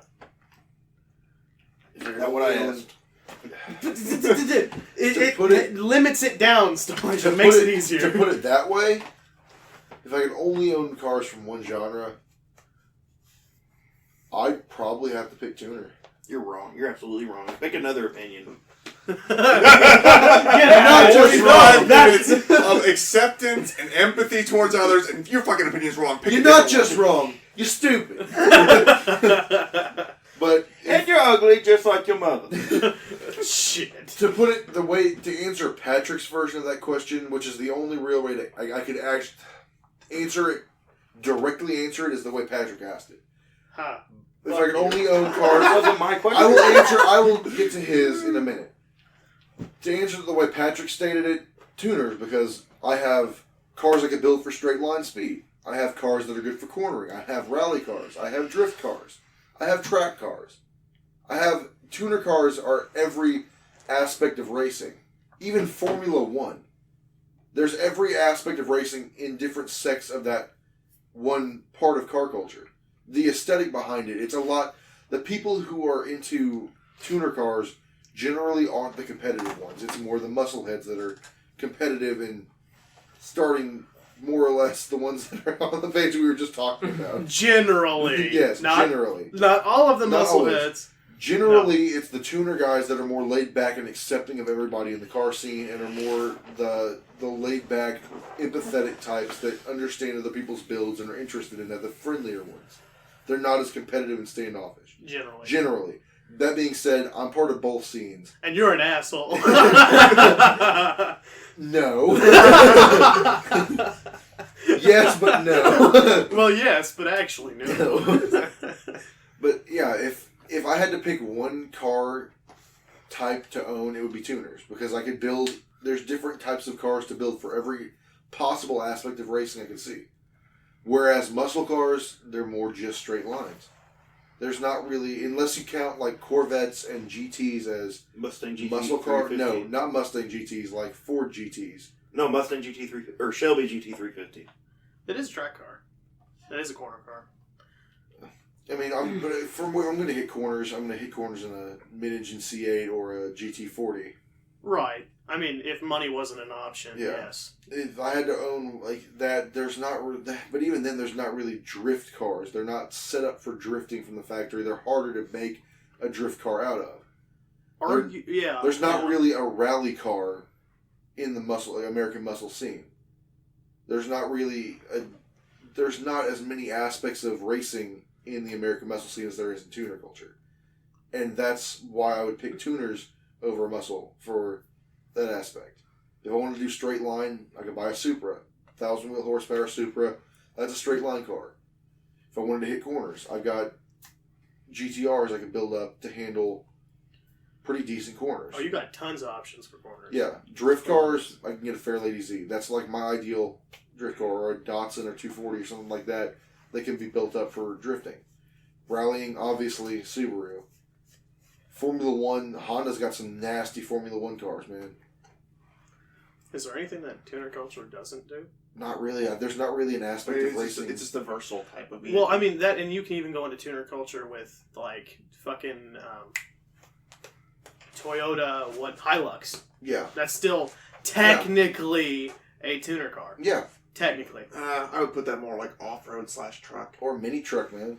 Yeah, you could lift a mini truck. Hell, you could go off-roading again in a Subaru. You can just lift it higher. Yeah, I mean, tuner culture covers every aspect of the car scene, in my opinion, and that's why I picked them over muscle if I could only own one. Brat. Yes. Brat. It can do everything. Alright, so you answered Patrick's question. Now what about my question? The answer to yours, which do I prefer? No, not which are you more of a fan of? Doesn't mean you're not a fan of the other one, but which one are you? We're gonna be here That all is night. a- Because I know I can pick. Because I mean, there's so many. That's a very difficult question, Because man. there's Well, so I many think- cool cars. I think this is probably a good, like, final question for this, and then we can kind of wrap it up. Because I gotta get fucking going at some point, because I gotta get up early in the morning. Well, But, like, Mom said I needed to be home. But, like, basically, you just kind of pick, like, the genre. Not even necessarily, like, this or this, but, like, Well, even- the section of car culture you think is the good one. even It's the not genre is. To me, it's to answer that Stalin's what I would question. I'm going to go the other direction with muscle That's all I wanted to hear. Because Thank you. Have a good night. because I love the history behind it. Like, there's so much history and vintageness to it. Like, there's throwbacks and references to the old, like, classic muscle cars and today's cars. It's carries through heavily today. I think, if I understand your question correctly, it's the genre that you feel most a part of. Yeah. Okay. Is that kind It's of muscle cars. Is that kind of it? Yeah. Like you feel the most 'Cause apart about this genre. My dad grew up doing that. He used to build those cars back. That's what he grew up doing. I've heard stories about it since I was a kid. I grew up watching Smokey and the Bandit and seeing the 77 Trans Am on there. I've got a shop full of classic car parts sitting down here right now. I've got everything. I grew up around those cars. I've heard stories about them. That's for the most part what my life was until a few years ago when I started getting into tuner cars. What about you, Stallings? To answer your own question, we'll go around the room and then we'll cut. Yeah, that works. American Muscle. Any reason? Because I like the lumpy boy noises. Because I like is my there collar. really a better reason though? No, I'm kidding. But You fucking chotch.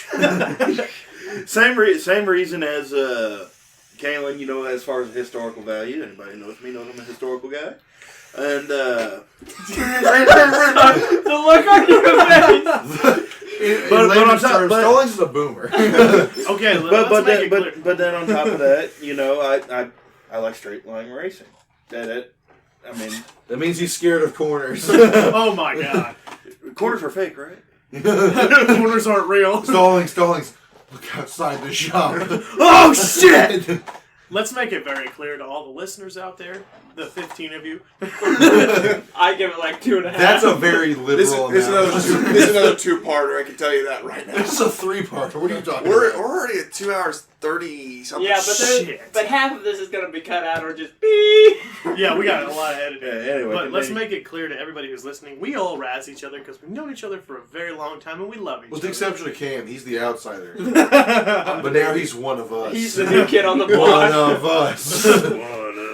Wait till you get For, to initiation. Yeah. When it comes to the scene, because there's a lot of different parts of it, I feel I'm most part of the tuner culture. I like the tuner culture.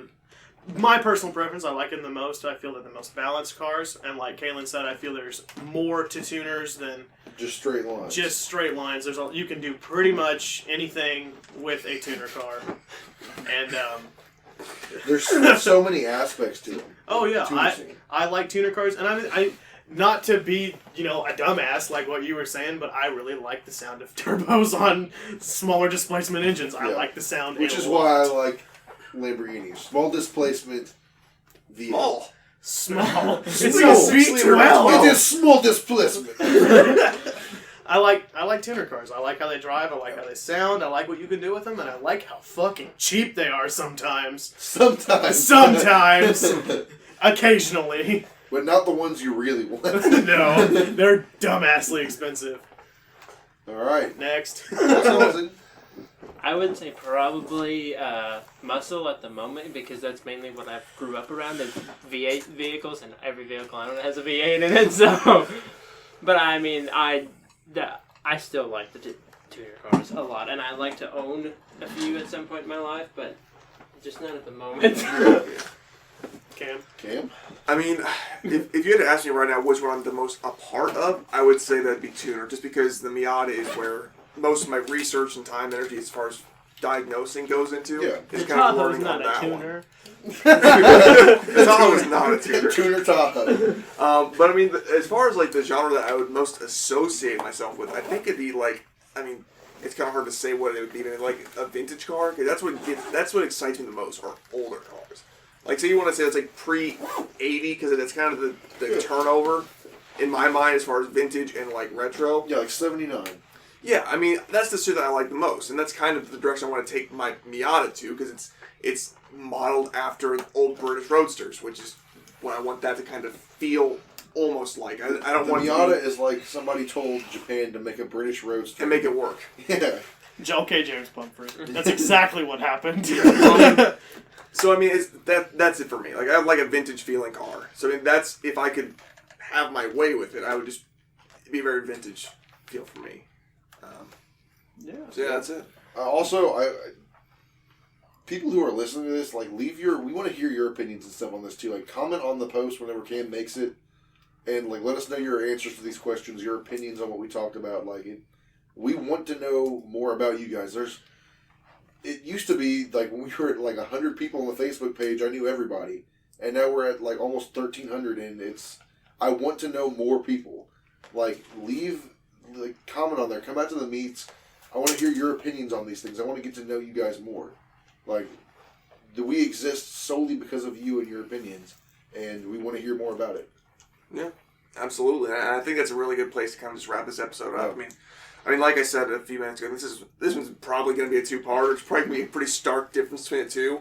First one's probably going to be kind of a mess, and then you got the second part, which is just more kind of, discussion-based kind of, Or shit, we could just cut the first shit show out and then just make the second one. I mean, we'll see what happens. I mean... Yeah, we, also, if you want to be featured on this, let us know. We'll include you in the group and let you come here and answer your questions in person. Yeah, like I know Phil Whitner, he said he wanted to be a part of one. Yeah, I told him, Big Titzer wanted to be part of it, too. I was telling him about it the other night. Yeah, I think the next podcast we do, we'll make a post on the Facebook page a couple days in advance once we pick a date. Oh, God.